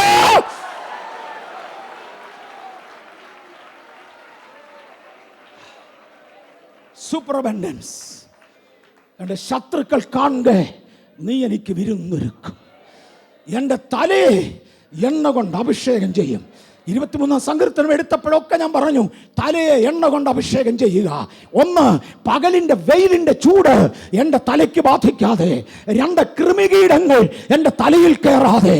ഒടുവിലായി ഞാൻ ഉൾപ്പെട്ട് നിൽക്കുന്ന ഇടയൻ്റെ ആലയുടെ മണം എന്നിൽ നിന്ന് മാറാതെ എന്നെ സൂക്ഷിക്കുന്നതായ ഒരു എണ്ണ എൻ്റെ തലവേലുണ്ട്. സൂപ്പർ അബൻഡൻസ് എൻ്റെ തലയെ എണ്ണ കൊണ്ട് അഭിഷേകം ചെയ്യുന്നു. അടുത്തത്, എൻ്റെ പാനപാത്രവും നിറഞ്ഞു കവിയുന്നു. നിറഞ്ഞു കവിയുന്ന പാനപാത്രം. ഡോക്ടർ PG വറീസിനെ ഉദ്ധരിച്ചുകൊണ്ട് ഞാൻ അനേക പ്രാവശ്യം പറഞ്ഞ്, കേട്ടിട്ടില്ലാത്തവർ മാത്രം എടുത്തു, അല്ലാത്തവർ ആവർത്തിച്ച് അതിൻ്റെ അനുഗ്രഹം ഏറ്റെടുത്തു. അദ്ദേഹം പറയാറുള്ള ഒരു സ്റ്റേറ്റ്മെൻ്റ് ഉണ്ട്, കപ്പും സോസറും വെച്ച് എനിക്കാരെങ്കിലും ചായ തന്നാൽ കപ്പിൽ നിന്ന് കുടിക്കാൻ ഇതുവരെ പറ്റിയിട്ടില്ല. കാര്യം ഇതങ്ങ് കവിഞ്ഞ് ഒഴുകുക സോസറിലൂടെ. ഞാൻ സോസറിൽ നിന്നാണ് കുടിക്കുന്നത്. കവിഞ്ഞൊഴുകുന്ന അനുഗ്രഹം എൻ്റെ പാനപാത്രം നിറഞ്ഞു കവിയും. നന്മയും കരുണയും എൻ്റെ ആയുഷ്കാലം മുഴുവൻ എന്നെ പിന്തുടരും. വേറൊരു വിഭാഗം ആളുകളുണ്ട്, അവർ ടാർഗറ്റ് ചെയ്യുന്നത് നന്മയും കരുണയുമാ. എൻ്റെ യേശു പറഞ്ഞു, ഈ വക ജാതികൾ അന്വേഷിക്കുന്നു, ഞാനതിൻ്റെ പുറകെ പോകത്തില്ല. ജാതികൾ അത് അന്വേഷിക്കുന്നു, എന്ത് കിട്ടും? ജാതികൾ അത് അന്വേഷിക്കുന്നു. എൻ്റെ അന്വേഷണം അതല്ല, എനിക്കൊരു നിത്യതയുണ്ട്. ഞാൻ യഹോവയുടെ ആലയത്തിൽ എൻ്റെ ദീർഘകാലം വസിക്കുക, ഞാൻ അങ്ങോട്ട് പോകുകയാ. പക്ഷെ ചില അനുഭവങ്ങളുണ്ട്, പാനപാത്രം നിറഞ്ഞു കവിയുകയാ, അതെൻ്റെ പുറകെ വരിക. ഞാൻ എവിടെ പോയാലും അവിടെ ഉണ്ട്. ഇനി മിസ്രൈമിനെ ഒന്ന് തൊട്ടോട്ടെ. മിസ്രൈമിലോട്ട് പോകല്ലേ, നീ അത് തേടിപ്പോകുന്നവനായി എന്ന് വരും. നോ, അത് നിന്റെ പുറകെ വരും. നേരമാകുമ്പോൾ ഞാൻ അങ്ങോട്ട് പറഞ്ഞു വിടും. അവിടുന്ന് തിരിച്ചു കൊണ്ടുവന്നാൽ പോയ പോലെ കൊണ്ടുവരത്തില്ല. തല നിറച്ച് സമ്പത്തുമായി വരുവാൻ, എടുക്കാവുന്നതിന്റെ പരമാവധി എടുക്കുവാൻ, ഒട്ടകങ്ങളുടെ പുറത്ത് ലോഡ് ചെയ്യുവാൻ ഞാൻ നിന്നെ സഹായിക്കുന്ന ദൈവമാണ്. ഇന്ന് പകൽ ഈ ദൈവം എനിക്ക് അനുകൂലമെങ്കിൽ പ്രതികൂലം ആര്? സ്തോത്രം. യോവേൽ 2:23-24 ദയവായി വായിച്ചാട്ടും. യോവേൽ 2:23-24. സിയോൻ മക്കളെ, ഘോഷിച്ചുല്ലസിച്ച് നിങ്ങളുടെ ദൈവമായ യഹോവയിൽ സന്തോഷിപ്പിൻ. അവൻ തക്ക അളവായി നിങ്ങൾക്ക് മുൻമഴ തരുന്നു. അവൻ മുമ്പേ പോലെ നിങ്ങൾക്ക് മുൻമഴയും പിന്മഴയുമായ വർഷം പെയ്യിച്ചു തരുന്നു. അങ്ങനെ കളപ്പുരകൾ ധാന്യം കൊണ്ട് നിറയും, ചക്കുകൾ വീഞ്ഞും എണ്ണയും കൊണ്ട് കവിയും. നിൽക്കട്ടെ, ഇതാരോട് പറയുന്നതാ? കൃഷി ചെയ്യുന്ന കൃഷിക്കാരനോട് പറയുന്നതാ. ഇതിനകത്ത് കയറി ടെൻറ്റിനകത്ത് ആരാധിക്കാനിരിക്കാൻ നമുക്ക് മഴ പെയ്തില്ലെങ്കിൽ സന്തോഷം, പിന്മഴയോ മുൻമഴയോ പെയ്തു പോയെങ്കിൽ വീട്ടിൽ പോകുന്നത് നമുക്ക് ബുദ്ധിമുട്ടാണ്. പക്ഷെ കൃഷി ചെയ്യുന്നവൻ അങ്ങനെയല്ല. ഇത് കൃഷി ചെയ്യുന്ന കൃഷിക്കാരനോട് പറയുന്നതാ. അവനവൻ്റെ വയലിൽ ഉണ്ടാകുന്ന വിളവ് എടുക്കുന്നവനോട് പറയുന്നതാ. ദൈവത്തിൻ്റെ മഹാകരുണയാൽ 1983 ഈ പട്ടണത്തിൽ വന്ന ശേഷം പലയിടങ്ങളിൽ മാറി മാറി ഷെഡ് കെട്ടിയോ കെട്ടിടം പണിതോ ആരാധിക്കുവാൻ ദൈവം കൃപ തന്നു. ഒരൊറ്റയിടത്ത് സ്ഥലം മിച്ചം കണ്ടിട്ടില്ല. സ്ഥലം പോരാതെ വരുവോളം ആത്മാക്കളെ തരാമെന്ന് പറഞ്ഞ കർത്താവ് ആത്മാക്കളെ തന്നു. അയലോക്കത്തെ ഒറ്റ സഭയിൽ അടിയിട്ട് 10 പേരെ പിടിച്ച ചരിത്രമില്ല, കൃഷി ചെയ്ത് വിളഞ്ഞ ചരിത്രമുണ്ട്. പിടികിട്ടുന്നുണ്ടോ ഈ പറയുന്ന ആശയങ്ങൾ? അങ്ങേപ്പുറത്തെ ചർച്ചിൽ ഒരുത്തനെ വിളിച്ച് 500 രൂപ കൊടുത്ത് അവനെ കൊണ്ട് 4 കള്ളം പറഞ്ഞുണ്ടാക്കിച്ച് സഭ പൊളിച്ചു കൊണ്ടുവന്ന പരിപാടിയില്ല. പകരം വിത്ത് വിളഞ്ഞ് കൊയ്തെടുത്ത ചരിത്രമുണ്ട്. ഈ വാഗ്ദത്തങ്ങൾ കൃഷി ചെയ്യുന്നവനോടാ, കച്ചവടക്കാരനോടല്ല. ഇന്ന് പകൽ നമുക്കൊരു തീരുമാനമെടുക്കാം. ഞങ്ങൾ കച്ചവടത്തിന് തയ്യാറല്ല, കൃഷിക്ക് തയ്യാറാ. ശുശ്രൂഷകന്മാരെ, ആത്മീയരെ, ഞാൻ കൃഷിക്ക് തയ്യാറാ. കർത്താവിനെ ഏൽപ്പിച്ചത് വിതയ്ക്കുവാൻ, ഞാൻ വിതച്ചതിൻ്റെ മേൽ മഞ്ഞും മഴയും പെയ്യുവാൻ, അവിടെ നിന്ന് ദൈവം കളകളെ പറിച്ചു കളയുവാൻ, അവിടെ നിന്ന് ദൈവം അനീതിയുള്ളതിനെ മാറ്റിക്കളയുവാൻ ദൈവസന്നിധിയിൽ മുഴങ്കാലിന്മേൽ നിൽക്കുമെങ്കിൽ ഞാൻ നിങ്ങൾക്ക് തക്കയളവായി മുൻമഴയും തക്കയളവായി പിന്മഴയും അയച്ചു തരും. ബഥേലിൻ്റെ ചരിത്രത്തിലേക്ക് തിരിഞ്ഞിറങ്ങി വന്നാൽ പ്രയോജനപ്പെടുന്ന സകല ശുശ്രൂഷകന്മാരെയും ദൈവം ഈ സഭയിലേക്ക് അയച്ചിട്ടുണ്ട്. അതാത് തലമുറകളിൽ പ്രയോജനപ്പെടുന്ന, എന്നേക്കാൾ ഉപരി പ്രയോജനപ്പെടുന്നവരെ, എന്നേക്കാൾ ഉയർന്ന ഉയരത്തിലേക്ക് ദൈവം മാനിച്ച് കയറ്റിയവരെ മാനിപ്പാൻ സഭയ്ക്ക് കൃപ ലഭിച്ചിട്ടുണ്ട്. എന്താ കാര്യമെന്നറിയാമോ? വയലിൽ കൃഷി ചെയ്യുവാൻ ദൈവം വേലക്കാരെ അയക്കും. മുൻമഴ വേണ്ടയിടത്ത് മുൻമഴ തന്നു, പിന്മഴ വേണ്ടയിടത്ത് പിന്മഴ തന്നു. നാം കാണാത്ത ശുശ്രൂഷകൾ ആത്മലോകത്തിൽ ഇല്ല എന്ന് വരേണ്ടതിന് സ്വർഗത്തിലെ സകലവിധ ആത്മീയ അനുഗ്രഹത്താലും ക്രിസ്തുയേശുവിൽ നമ്മെ ധാരാളം അനുഗ്രഹിച്ച ദൈവം നമ്മുടെ കൃഷിഭൂമിയെ, നമ്മുടെ വയലുകളെ ഈ ദിവസം വിളയിക്കട്ടെ. മുൻമഴയും പിന്മഴയും താൻ അയച്ചു തന്നു, നിങ്ങൾക്ക് വേണ്ടി ഞാൻ ചെയ്തു. ആർക്കായത്? കൃഷി ചെയ്യുന്നവന്. ഞാൻ എപ്പോഴും പറയാറുണ്ട്, പ്രൊവേർബ്സ് 18:9 വായിക്കണ്ട. മുടിയൻ്റെ ചേട്ടനാണ് മടിയൻ. മടിയനും മുടിയനും ദൈവവചനത്തിൽ തുല്യ സ്റ്റാറ്റസാ. ഒറ്റ അപ്പൻ്റെ അമ്മയുടെ മക്കളാ. ദൈവത്തിന് ഇഷ്ടമില്ലാത്ത 2 പാർട്ടികളാ. കയ്യും കെട്ടിക്കിടന്ന് ഉറങ്ങുന്നവൻ്റെ ചരിത്രമല്ലി പറഞ്ഞത്. വയലിൽ അധ്വാനിക്കുന്നവന് വേണ്ടി ഞാൻ മുൻമഴയും തരും, ഞാൻ പിന്മഴയും തരും. ഈ പ്രൊവേഴ്സ് 12:27 അതുപോലെ പ്രധാനപ്പെട്ട ഒന്ന്. ഇതുവരെ ഞാനിത് പ്രസംഗിച്ചിട്ടില്ല, ഇന്നും വായിക്കുന്ന പോലും ഇല്ല, പ്രസംഗിക്കാൻ നേരമില്ലാത്തതുകൊണ്ട്. മടിയനെക്കുറിച്ച് പറയുന്നത് അവൻ വേട്ടയാടി പിടിച്ചിട്ടില്ല. വർഷങ്ങൾക്ക് പുറകിൽ നിങ്ങളുടെ സുനിൽ പാസ്റ്റർ, ഞങ്ങളുടെ മോന് ചെറിയ പ്രായത്തിലായിരുന്നപ്പോഴേ അവൻ പറഞ്ഞൊരു വാചകം എനിക്ക് ഓർമ്മയുണ്ട്. ചർച്ചിനകത്തൊരു സ്കിറ്റായിട്ട് സഹോദരന്മാർ ചിലർ ചേർന്നത് അഭിനയിക്കുകയും ചെയ്തതാണ്. മീൻ പിടിക്കാൻ കർത്താവ് പറഞ്ഞു, മീൻ കച്ചവടം കർത്താവ് ഉത്തരവിട്ടിട്ടില്ല. മൊത്തക്കച്ചവടം ഇത്ര വാങ്ങി ഇട്ടിനടത്ത് കൊണ്ട് വിൽക്ക്. നോ മോനെ, മീൻ പിടിക്കാൻ ആവശ്യപ്പെട്ടിട്ടുണ്ട്. ഞാൻ ഈ ഇരിക്കുന്ന കാറ്റിനോടല്ലല്ലോ പ്രസംഗിക്കുന്നത്, ഇതിനകത്തിരിക്കുന്ന ഓരോ ആത്മീയനോടല്ലേ.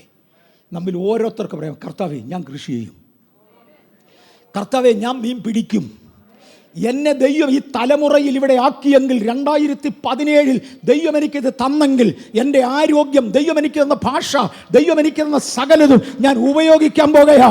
ഞാൻ മീൻ പിടിക്കും, ഞാനത് ചെയ്യും, ഞാൻ കൃഷി ചെയ്യും, ഞാൻ വേട്ടയാടി ലാഭമുണ്ടാക്കും. വേട്ടയാടി പിടിക്കാത്ത ചിലതിൻ്റെ നടുവിൽ വേട്ടയാടി പിടിക്കുന്ന ബെഥലൈറ്റ്സിനെ സ്വർഗം ഉപയോഗിക്കട്ടെ. Wherever you are around a globe.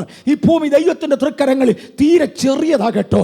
ആകാശത്തിന് ചാണുകൊണ്ട് പരിമാണം എടുക്കുന്നവൻ, സകല നദികളെയും പർവ്വതങ്ങളെയും എല്ലാം കൂടെ വെള്ളിക്കോലെ തൂക്കുന്നവന്, ഹല്ലേലൂയ, വലിയവരിൽ വലിയവനായ നിത്യനായ ദൈവത്തിന് രാജ്യങ്ങൾ വിഷയമല്ല, സാമ്രാജ്യങ്ങളുടെ പരിധി ദൈവത്തിന് പരിധിയല്ല. ഇറങ്ങൂ, ചിലതെല്ലാം ചെയ്യിക്കുവാൻ ദൈവത്തിന് തിരിഹിതമായ ഒരു സന്ദർഭത്തിലേക്ക് നാം കയറുകയാ. യോശുവയുടെ പുസ്തകം 14-ന്റെ 11ഉം 12ഉം വാക്യങ്ങളിൽ നമുക്ക് ഒരു കാലേബിനെ കാണാം. അദ്ദേഹത്തിൻ്റെ 80-ാം വയസ്സിൽ, എനിക്ക് 70 വലിച്ചു തുടങ്ങി, ആരോഗ്യം കുറവാണെന്ന് പരസ്യമായി പറഞ്ഞു തുടങ്ങി. 70ൻ്റെ ആരോഗ്യം ഇല്ലെന്ന് ഞാൻ ഇതുവരെ എങ്ങും പറഞ്ഞിട്ടില്ല, അതൊക്കെ ഉണ്ട്. പക്ഷെ 80-ാം വയസ്സിൽ കാലേബ് നിന്നുകൊണ്ട് പറയുന്നൊരു പദമുണ്ട്, എന്നോട് മോശവാക്ക് പറഞ്ഞൊരു സ്ഥലമുണ്ട്. ഇസ്രായേൽ സാമ്രാജ്യത്തിലെ ഏറ്റവും ബലവാന്മാരായ ശത്രുക്കൾ തന്നെ പാർക്കുന്ന അനാഥ്യമല്ലന്മാർ താമസിക്കുന്ന സ്ഥലം. വല്ല ചെറുപ്പക്കാർ പിള്ളേരുടെ വേപ്പിച്ചാൽ അവർ പോയി പിടിച്ചോണ്ട് വരട്ടെന്നല്ല. യോശുവ, എനിക്കിതാ, എന്നതാ ഇത്? ഒരു വശത്ത് ഉറങ്ങണമെന്ന് മടിയൻ പറയുമ്പോൾ, വേട്ടയാടി പിടിക്കുവാൻ നിവൃത്തിയില്ലാതെ പലരും ജീവനും കൊണ്ട് ഓടുമ്പോൾ തേണ്ട നിൽക്കുന്നു വൃദ്ധനായ 80-കാരനായ കാലേബ്. കാര്യം ആരംഭം മുതൽ തനിക്ക് വേറൊരു ഹൃദയമുണ്ട്. ഇന്ന് പകൽക്കാലം ആ ഹൃദയമുള്ളവർ 80 മങ്ങത്തില്ല കേട്ടോ. ഞാൻ 80 എന്ന് പറഞ്ഞുകൊണ്ട് ലിറ്ററലി 80 എന്നൊരർത്ഥത്തിൽ ഞാൻ പോകുന്നില്ല. പ്രായമായാലും ശരീരബലം ക്ഷയിക്കുന്നതിന് മുന്നമേ എന്ന് തമ്പുരാൻ വിളിച്ചാലും ഇന്ന് പകൽ ചിലരുടെ പ്രതിഷ്ഠ ചെയ്യ്, കർത്താവേ ഞാൻ ചില മലകൾ പിടിച്ചിരിക്കും. അനാഥ്യരവിടെ ഉണ്ടെന്ന് എനിക്കറിയാം. യെഫുന്നയുടെ മകനായ കാലേബ്, അവന് വേറൊരു സ്വഭാവമാ. ഇന്ന് പകൽ ദൈവം ചിലതിനെ നോക്കി പറയട്ടെ, അവന് വേറൊരു സ്വഭാവമാ. യെഫുന്നയുടെ മകനായ കാലേബിന് വേറൊരു സ്വഭാവമാ. അവൻ വന്ന് യോശുവയോട് പറഞ്ഞു, യോശുവയ്ക്ക് കാലേബിനേക്കാൾ പ്രായക്കുറവാണെന്നറിയാമോ? കാലേബിൻ്റെ ഒപ്പം ഇല്ല യോശുവ. കാലേബും മോശയും ഒരേ ജനറേഷനാ. മോശയുടെ കൈക്ക് വെള്ളമൊഴിച്ചു കൊടുത്ത അല്പം കൂടെ ജൂനിയറാണ് യോശുവ. യോശുവയുടെ അടുക്കൽ വന്ന് തന്നേക്കാൾ പ്രായം കുറഞ്ഞവന്റെ അടുക്കൽ വന്നേച്ച് പറയുക, ദൈവം അങ്ങയെ ഒരു അതോറിറ്റിയിൽ നിർത്തിയെങ്കിൽ ഞാൻ ആ സ്പിരിച്വൽ അതോറിറ്റിയുടെ മുമ്പിൽ മുഴങ്കാൽ മുട്ടുമടക്കുകയാണ്. എനിക്ക് ആ സ്ഥലം തരിക. ഏതാ വേണ്ടിയത്? ഏറ്റവും വലിയ ശത്രുവുള്ള ആ മല എനിക്ക് തരിക. ഞാൻ പിടിച്ചിരിക്കും, കാരണം യഹോവ എന്നോട് കൂടെ ഉണ്ട്. ഹല്ലേലൂയ. ഇന്ന് പകൽ ചിലരൂടെ വിളിച്ചു പറയാമോ, യഹോവ എന്നോട് കൂടെ ഉണ്ട്. Praise the Lord. യഹോവ നമ്മോട് കൂടെ ഉണ്ട്. ആ മല എനിക്ക് തരിക. യുദ്ധം ചെയ്യേണ്ടവൻ എപ്പോഴും പിടിക്കാൻ തയ്യാറാ. യുദ്ധം ചെയ്യേണ്ടവൻ ഇതൊന്നും വിഷയമല്ല. കാറ്റിനെ നോക്കുന്നവൻ വിതയ്ക്കത്തില്ല, മഴ നോക്കുന്നവൻ കൊയ്യത്തില്ല.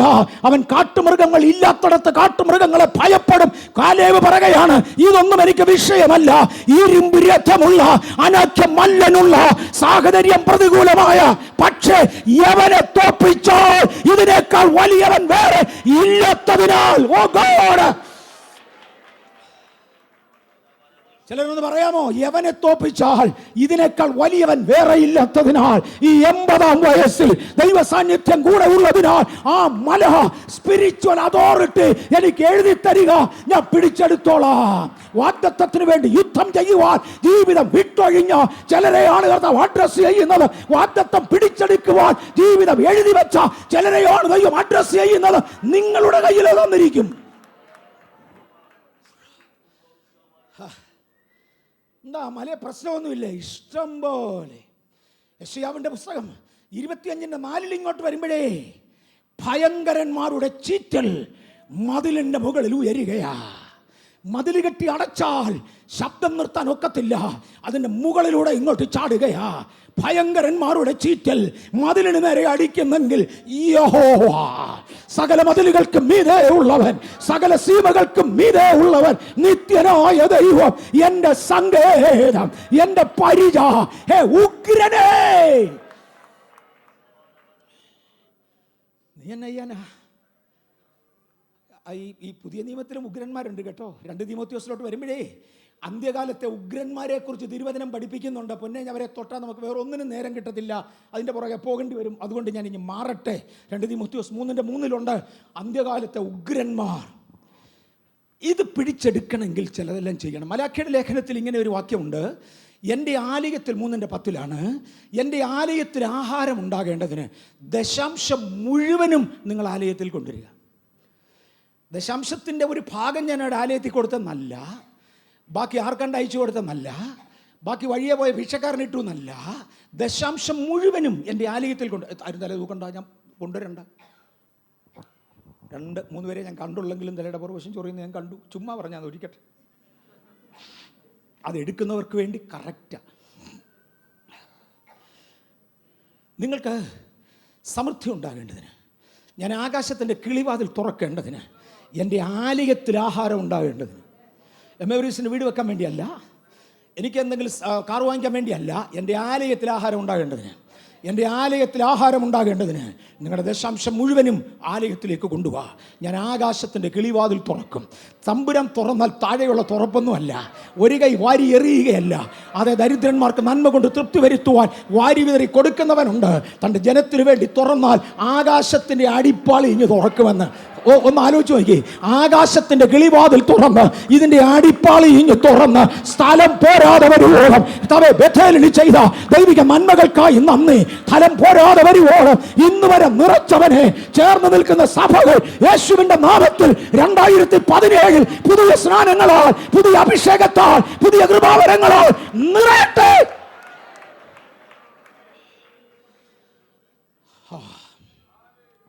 ലൂക്കോസ് 6:38 പറഞ്ഞ അളക്കുന്ന അളവ് കൊണ്ട് തന്നെ തിരിച്ചളക്കും.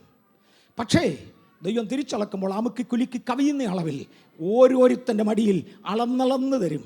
സ്തോത്രം. മുന്നോട്ട് പൊക്കോട്ടെ. അബ്രഹാം വാഗ്ദത്തത്തിൽ യാത്ര ചെയ്തു. ഉൽപ്പത്തി 12:1 നമ്മൾ കണ്ടു.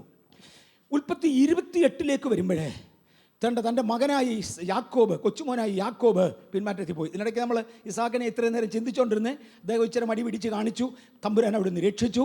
ഫെലിസ്തീനെ വിട്ട് തല്ലിച്ചാണെങ്കിലും നാളിനെ നേരെയാക്കി.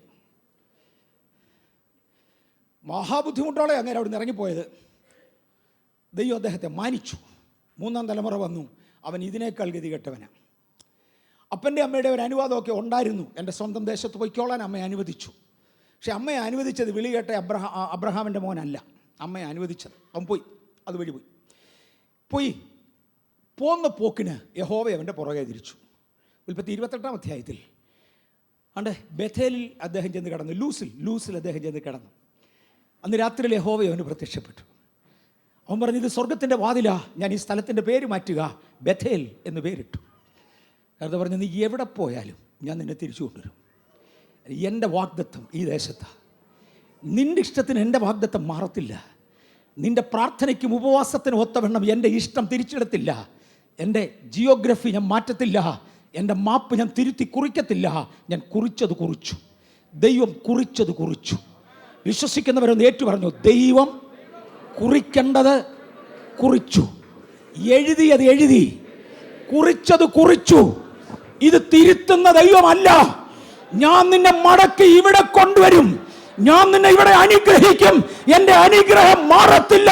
പിന്മാറിയ യാക്കോബേ, റിട്ടേൺ. ദൈവസഭയെ ഞാനൊരു റിസ്റ്റോറേഷനിലേക്ക് വിളിക്കട്ടെ. ഹല്ലേലൂയ. മന്ദീഭവിച്ചു പോയ ഇടങ്ങളിൽ കമോൺ റിസ്റ്റോർ. ഇറങ്ങിപ്പോയ ഇടങ്ങളിൽ മടങ്ങി വരാൻ തയ്യാറാക്. ദൈവം മടങ്ങി വരവിന്റെ വാഗ്ദത്തം കൊടുത്തു. I will bring you back. യാക്കോബിനെ തിരിച്ചു കൊണ്ടുവരുമെന്ന് പറഞ്ഞു. ഞാൻ കാവൽ കാത്തോളാം. മുമ്പേ ഞാൻ പറഞ്ഞു, മയങ്ങത്തില്ല, ഉറങ്ങത്തില്ല, രാത്രിയും പകലും കാവലിരിക്കും. ഞാനങ്ങ് പോകുക. ലൂക്കോസ് 12:7 എനിക്ക് മറക്കാനൊക്കാത്ത ഒരു വാക്യമാണ്. വായിക്കുന്നില്ല. നിങ്ങളുടെ തലയിലെ രോമവും ഓരോന്നും എണ്ണിയിരിക്കുന്നു എന്ന് Malayalam. They have been numbered. ഞാൻ ഒത്തിരി പ്രാവശ്യം ഇവിടെ ഒത്തിരി പ്രാവശ്യം പറഞ്ഞത്. ഡാളസ് എന്ന അമേരിക്കൻ പട്ടണത്തിൽ ബെഥേൽ പി ജേക്കബിൻ്റെ ഭവനത്തിൽ ഒരിക്കൽ ഞങ്ങൾ ചിലർ പ്രാർത്ഥനയ്ക്ക് ഇരിക്കുമ്പോൾ ഒരു സഹോദരി വന്നു. ഓമനയ്ക്ക് ഒരു മെഡിക്കൽ ടെസ്റ്റ് കഴിഞ്ഞു. ഒരു ഓപ്പൺ ഹാർട്ട് സർജറി ഇമ്മീഡിയറ്റ്ലി വേണം, ഹൈലി റിസ്ക്കിയാണ് എന്ന് ഡോക്ടേഴ്സ് പറഞ്ഞ സാഹചര്യത്തിൽ ഒരു ഭാര്യയും ഭർത്താവും കൂടെ ബഥേലിനെ കണ്ട് പ്രാർത്ഥിക്കാൻ വന്ന. ഞാൻ ഓൾറെഡി ചെന്നൈയുമായിട്ട് അവിടെ ഇരിക്കുക, ഹാർട്ട് പ്രോബ്ലമായിട്ട്. അന്നേരത്താണ് അടുത്ത ഹാർട്ട് പേഷ്യൻ്റ് ചെങ്ങുഞ്ഞു ഓമനയും അവർ ശ്രദ്ധിക്കുന്നുണ്ട് പ്രാർത്ഥിക്കാൻ വന്നത്. അവരുടെ വിഷയം എന്നാന്നും പറഞ്ഞില്ല, കാര്യം എന്നാന്നും പറഞ്ഞു, ഒന്നും പറഞ്ഞില്ല. പ്രാർത്ഥിക്കാൻ വന്നു. അവർ എല്ലാവരും പരിചയക്കാരാണ്, അങ്ങോട്ടും ഇങ്ങോട്ടും എല്ലാവരും പരിചയക്കാരാണ്. ഫസ്റ്റ് ബഥേൽ പി ജേക്കബ് തൻ്റെ മോനോട് പറഞ്ഞു, ഒരു പേപ്പറും ഒരു പെൻസിലും ഇഞ്ഞ് കൊണ്ടുവരാൻ പറഞ്ഞു. ഒരു പേപ്പറും പെൻസിലും കൊണ്ടുവന്നു. അത് ഒരു ഹാർട്ടിൻ്റെ പടം വരച്ചു. അതിനകത്തുനിന്ന് 2-3 വെയിൻസ് എന്നാ ട്യൂബ്സ് പോകുന്ന പടം വരച്ച് കാണിച്ചു. എന്നിട്ട് ഒരെണ്ണത്തിൽ ഹാർട്ടിൽ നിന്നൊരു 1 ഇഞ്ചോളം മാറി ഒരു ക്രോസ് ഇട്ട് കാണിച്ചു പറഞ്ഞു, നിനക്ക് തന്നെ ഇവിടെയാണ് ബ്ലോക്ക്. ഇതൊരു ഓപ്പൺ ഹാർട്ട് സർജറിയിൽ എളുപ്പമല്ല, അതാ ഡോക്ടർ പറഞ്ഞു വിട്ടത്, റിസ്ക്കിയാണെന്ന്. ഇച്ചിരി കൂടെ അകന്നായിരുന്നേ ഓക്കെ. ഇത് ഹാർട്ടിൻ്റെ വക്കത്തായി പോയതുകൊണ്ട് വിജയിക്കുന്ന കാര്യം പ്രയാസമാണ്. It's A heavy risky. ഇതാണ് നിനക്ക് കിട്ടിയ റിപ്പോർട്ട്. അടുത്തത് എടുത്തു ലൂക്കോസ് 12:7 എന്ന് വായിച്ചേക്കാൻ പറഞ്ഞു. മലയാള വേദപുസ്തകത്തിൽ വായിച്ചു. നിങ്ങളുടെ തലയിലെ രോമവും ഓരോന്നും എണ്ണിയിരിക്കും. അദ്ദേഹം പറഞ്ഞു അത് ഇംഗ്ലീഷിലൊന്ന് വായിച്ചേക്കാൻ പറഞ്ഞു. ഇവൻ്റെ വെരി ഹെയർസ് ആർ നമ്പേർഡ്. അന്ന് മുതൽ ഇന്ന് വരെ ഞാൻ ആ വാക്ക് മറന്നിട്ടില്ല. എണ്ണിയിരിക്കുന്നു എന്നല്ല, ഓരോ ഹെയറിലും ഓരോ മുടിയിലും നമ്പർ ഇട്ടിരിക്കുന്നു. ബഥേൽ പറഞ്ഞു, നീ രാത്രി കിടന്നുറങ്ങിച്ച് രാവിലെ എഴുന്നേൽക്കുമ്പോൾ തലവണയെ 3-4 മുടി കിടക്കുന്നത് കണ്ടാൽ എൻ്റെ മുടി പൊഴിഞ്ഞെന്ന് നിനക്കറിയത്തുള്ളൂ. തമ്പുരാൻ പറയും, ഇത്രാമത്തെ റോയിൽ ഇത്ര നമ്പർ മുടി പൊഴിഞ്ഞുപോയി. Everyone is numbered. ഓമനെ സർജറി വേണ്ടടി, പോ സുഖമായിട്ട് പോയിക്കോ. നിങ്ങൾക്ക് മനസ്സിലാകുന്നുണ്ടോ? My hairs are numbered, your hairs are numbered. ഇന്ന് പകൽ എൻ്റെ കാവൽ തരുമെന്ന് പറഞ്ഞ സൂപ്പർ അബൻഡൻസിൽ is not only an average protection, is a divine protection. Divine protection തരേണ്ടതിന് ആവശ്യമുള്ള മുൻകരുതലുകൾ എടുത്താൽ ഇങ്ങോട്ട് ഇറക്കി വിട്ടത്. തലയിലെ രോമം ഓരോന്നും നമ്പർ ചെയ്ത് വിട്ട ദൈവം. ഈ പകൽ ഹോസ്പിറ്റലുകളിൽ വാച്ച് ചെയ്യുന്നവർ, ഇന്ന് പകൽ പ്രശ്നങ്ങളുടെ നടുവിൽ വാച്ച് ചെയ്യുന്നവർ, I command you in the name of Jesus that there is A power of redemption and recovery. നിങ്ങളോട് കൂടെ ദൈവത്തിന്റെ ശക്തിയുടെ വലുപ്പമുള്ളതിനാൽ നിങ്ങളുടെ മുടിയിൽ നമ്പർ ഇട്ട് വിട്ടെങ്കിൽ യു ആർ സേഫ്.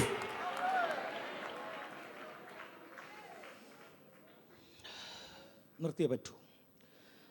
മത്തായിയുടെ സുവിശേഷം 6:29-30 വരുമ്പോൾ ഒരുപാട് നന്മകളെ കുറിച്ചൊക്കെ പറയുന്നുണ്ട്. ജാതികൾ ഇതന്വേഷിക്കും. നിങ്ങളിത് അന്വേഷിക്കേണ്ട കാര്യമില്ല. അതിങ്ങനെ പ്രോസ്പെരിറ്റി പ്രസംഗിക്കുന്ന ജാതികളാ, അവർ ചെയ്യട്ടെന്നേ. നല്ല കാര്യം, ഒരുത്തനെ ക്രിസ്തുവിലേക്ക്, അവരുടെ ഇടയിൽ നല്ല ഒന്ന് ക്രിസ്തുവിലേക്ക് വരേണ്ടത് പറ.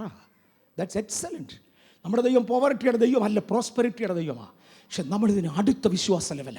ഞാൻ കർത്താവിനെ സേവിക്കുമ്പോൾ പ്രതികൂലം ഉണ്ടായെങ്കിലും അത് അബ്രഹാമിനുണ്ടായി, അത് ഇസഹാക്കിനുണ്ടായി, അത് യാക്കോബിനുണ്ടായി, അത് എമേവർഗീസിനുണ്ടായി, അത് ഇതിനകത്തിരിക്കുന്ന ഓരോരുത്തർക്കുണ്ടായി. അതെല്ലാം ഉണ്ടെങ്കിലും എൻ്റെ ദൈവം ഇതിൻ്റെ മീതെ ദൈവമാകയാൽ ഇതിൻ്റെ പുറകെ ഞാൻ പോകത്തില്ല. നന്മയും കരുണയും എൻ്റെ ആയുഷ്കാലമൊക്കെയും, എൻ്റെ ആയുഷ്കാലം ഇവിടെങ്ങും തീരത്തില്ല. ഇതിനപ്പുറത്ത് എനിക്കൊരു നിത്യതയുണ്ട്, അതെന്നെ പിന്തുടരും. ഓ ഗാഡ്, രോഗത്തിൽ സൗഖ്യം തരുന്നവൻ. 2 വാക്യം വായിച്ചു നിർത്തിക്കോട്ടെ. ഗലാത്യലേഖനം 3:13-14. ഗലാത്യലേഖനം 3:13-14 കേഴ്സ് ബ്രേക്കിങ്ങിന്റെ സമയത്ത് നമ്മൾ കൂടെ ഉപയോഗിക്കുന്നതാണ്. മരത്തിന്മേൽ തൂങ്ങുന്നവനെല്ലാം ശപിക്കപ്പെട്ടവൻ എന്ന് എഴുതിയിരിക്കുന്നത് പോലെ ക്രിസ്തു നമുക്ക് വേണ്ടി ശാപമായി തീർന്നു. വായിച്ചു. ന്യായപ്രമാണത്തിന്റെ ശാപത്തിൽ നിന്ന് നമ്മെ വിലയ്ക്ക് വാങ്ങി അബ്രഹാമിന്റെ അനുഗ്രഹം ക്രിസ്തുവേശുവിൽ ജാതികൾക്ക് വരേണ്ടതിന് നാം ആത്മാവെന്ന വാഗ്ദത്ത വിഷയം വിശ്വാസത്താൽ പ്രാപിപ്പാൻ തന്നെ. അബ്രഹാമിന് വാഗ്ദത്തം കൊടുത്തു. അദ്ദേഹത്തെ കൊണ്ട് ഒക്കുന്നിടത്തോളം അധ്വാനിച്ചു. നടന്നു തീർക്കാൻ പറ്റിയില്ല. പക്ഷേ തൻ്റെ ആഗ്രഹത്തെ ദൈവം പ്രവൃത്തിയായി മാനിച്ചു. ആ വാഗ്ദത്തം അബ്രഹാമിൻ്റെ ചരിത്രത്തിൽ ഉറപ്പിച്ചു. ഇസാക്കിനെ കൊണ്ട് ഒത്തില്ല. അല്പം മടി പിടിച്ചിരുന്നു. ഒടുവിൽ തമ്പുരാൻ കൊട്ടി എഴുന്നേപ്പിച്ച് അപ്പോഴത്തേക്ക് നടക്കുന്ന കാലവും കഴിഞ്ഞു. യാക്കോബ് ചെറുപ്പത്തിലെ തെറ്റി. എങ്ങും ഒന്നിനും പോയില്ല. കർത്താവ് പറഞ്ഞു, ഇതുകൊണ്ടൊക്കെ അനന്തര ഫലമായി നിന്റെ അനന്തര തലമുറയുടെ രക്തം ചിന്തേണ്ടി വരും, പക്ഷേ ഞാൻ വാക്കിൽ നിന്ന് മാറത്തില്ല. അങ്ങനെ അബ്രഹാം, ഇസഹാക്ക്, യാക്കോബ് 3 പേരുടെ ചരിത്രത്തിലും കേവലം അക്ഷരീക ഇസ്രായേലിൻ്റെ ചരിത്രത്തിലും തീർന്നു ഇല്ലെന്നേ. അബ്രഹാമിൻ്റെ അനുഗ്രഹം എനിക്ക്, അബ്രഹാമിൻ്റെ അനുഗ്രഹം നമുക്ക്, അബ്രഹാമിൻ്റെ അനുഗ്രഹം നമുക്ക് തരേണ്ടതിന് യേശു ഒരു വലിയ വില ഇടയ്ക്കങ്ങ് മുടക്കി ക്രൂശിൻ്റെ മേൽ തൻ്റെ ചോരവിൽ. അബ്രഹാമിൻ്റെ അനുഗ്രഹം ജാതികൾക്ക് വരേണ്ടതിന്, കെട്ടാത്ത വീട്ടിൽ പാർക്കുവാൻ, മറക്കല്ലേ, കെട്ടി ഉണ്ടാക്കാത്ത വീട്ടിൽ പാർക്കുവാൻ, കുഴിച്ചെടുക്കാത്ത കൂപങ്ങളിൽ നിന്ന്, കിണറുകളിൽ നിന്ന് കുഴിക്കുവാൻ, നട്ടുണ്ടാക്കാത്തതായ മുന്തിരിത്തോട്ടത്തിൻ്റെ ഫലം പറിച്ചെടുക്കുവാൻ, ജാതികളുടെ സമ്പത്ത് അവകാശമാക്കി തരുവാൻ, സമുദ്രത്തിൻ്റെ നന്മ ദൈവവൈതലിന്റെ മുൻപിൽ കൊണ്ട് കൂട്ടുവാൻ സ്വർഗം പ്രസാദിച്ചെങ്കിൽ ദീർഘായുസ്സും രോഗശാന്തിയും എനിക്ക് തരേണ്ടതിന് ദൈവം പ്രസാദിച്ചെങ്കിൽ അബ്രഹാമിന്റെ അനുഗ്രഹം ജാതികൾക്ക് ലഭിക്കേണ്ടതിന് തന്റെ പുത്രനെ കാൽവറിയിൽ തകർത്തവൻ, ഗോശാലയിൽ പിറന്ന് കാൽവറിയിൽ തകർക്കപ്പെട്ടവൻ, ഇന്ന് പകൽ ഇതിന്റെ നടുവിൽ ഉയർത്തപ്പെട്ടതിനാൽ യേശുവിന്റെ നാമത്തിൽ ആ ദൈവകൃപയുടെ വ്യാപാരം ഇതിനകത്ത് വ്യാപരിക്കട്ടെ. എന്റെ ക്യാമറയിലൂടെ അത് പോകട്ടെ.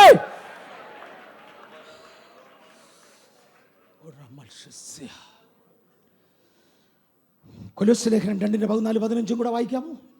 അതിക്രമങ്ങളൊക്കെയും നമ്മോട് ക്ഷമിച്ച് ചട്ടങ്ങളാൽ നമുക്ക് വിരോധവും പ്രതികൂലവുമായിരുന്ന കൈയെഴുത്ത് മായിച്ച് ക്രൂശിൽ തറച്ച് നടുവിൽ നിന്ന് നീക്കിക്കളഞ്ഞു. വാഴ്ചകളെയും അധികാരങ്ങളെയും ആയുധവർഗം വെപ്പിച്ച് ക്രൂശിൽ അവരുടെ മേൽ ജയോത്സവം കൊണ്ടാടി അവരെ പരസ്യമായ കാഴ്ചയാക്കി. ഒന്ന് നിൽക്കട്ടെ. റീപ്ലേസ് ചെയ്യേണ്ടതിനെ റീപ്ലേസ് ചെയ്തു. എതിരും വിരോധവുമായിരുന്ന കൈയെഴുത്ത് മാറ്റി, അത് ഇരുന്നിടത്തുനിന്ന് അതിനെ മാറ്റി. ഈ റീപ്ലേസ്ഡ് വിത്ത് ഫ്രഷ് ലോ, യേശുക്രിസ്തുവിൻ്റെ ഉടമ്പടിയാൽ അതിനെ റീപ്ലേസ് ചെയ്തു. ഡിസ്മിസ് ചെയ്യേണ്ടതിനെ ഡിസ്മിസ് ചെയ്തു. സസ്പെൻഡ് ചെയ്യേണ്ടതിനെ സസ്പെൻഡ് ചെയ്തു. കാലങ്ങളിലും സമയങ്ങളിലും വിരോധമായിരുന്ന പ്രതികൂല എഴുത്തുകളെ നീക്കിക്കളഞ്ഞു. He rearrange the ordinance law. ഓർഡിനൻസുകളും നിയമങ്ങളും റീഅറേഞ്ച് ചെയ്തു. പിന്നെ കീഴടക്കേണ്ടതിനെ കീഴടക്കി, ആയുധം വെപ്പിക്കേണ്ടതിനെ ആയുധവർഗം വെപ്പിച്ചു. ക്രമീകരണങ്ങൾ ചെയ്തൊടുക്കിയേച്ച് കാൽവരിയിൽ വിളിച്ചു പറഞ്ഞു, നിവൃത്തിയായി. ഇന്ന് പകല ശബ്ദത്തിൻ്റെ മാറ്റൊലി ഹൃദയങ്ങളിൽ മുഴങ്ങട്ടെ. ശാപങ്ങൾ പൊട്ടിച്ചുകൊണ്ട്, നീക്കേണ്ടത് നീക്കിക്കൊണ്ട്, ചെയ്യേണ്ടത് ചെയ്തുകൊണ്ട് നിവൃത്തിയായി എന്ന് വിളിച്ചു പറഞ്ഞ യേശുവിൻ്റെ കാൽവരിയുടെ ചുവട്ടിൽ ഇന്ന് പകൽ നമ്മെ ഒന്നുകൂടെ ഏൽപ്പിക്കുകയാണ്. ദൈവത്തിൻ്റെ കരുണ നമ്മുടെ മേലുണ്ടാകട്ടെ. കണ്ണുകൾ അടയ്ക്കാം. യേശുവേ, ഇന്ന് പകൽ തന്ന ദൈവത്തിൻ്റെ മഹാകരുണയ്ക്കായി നന്ദി. കർത്താവേ, നാളുകൾക്ക് ശേഷം ഒരു പ്ലെയിൻ മെസ്സേജിലൂടെ ഇങ്ങനെ പോകുവാൻ ഇന്ന് രാത്രിയിൽ ഇന്ന് പകൽ സ്വർഗം ഞങ്ങളിൽ പ്രസാദിച്ചതിനായി നന്ദി. ഞങ്ങളുടെ കേൾവിക്കാരിൽ ചെറിയവരെയും വലിയവരെയും, ഈ കൃപയ്ക്ക് കൂട്ടവകാശികളായവരെ, വാഗ്ദത്തത്തിൻ്റെ നിയമങ്ങളിൽ ഉൾപ്പെട്ടവരെ തിരുനാമം ഉയർത്തി ഞങ്ങൾ അനുഗ്രഹിക്കുന്നു.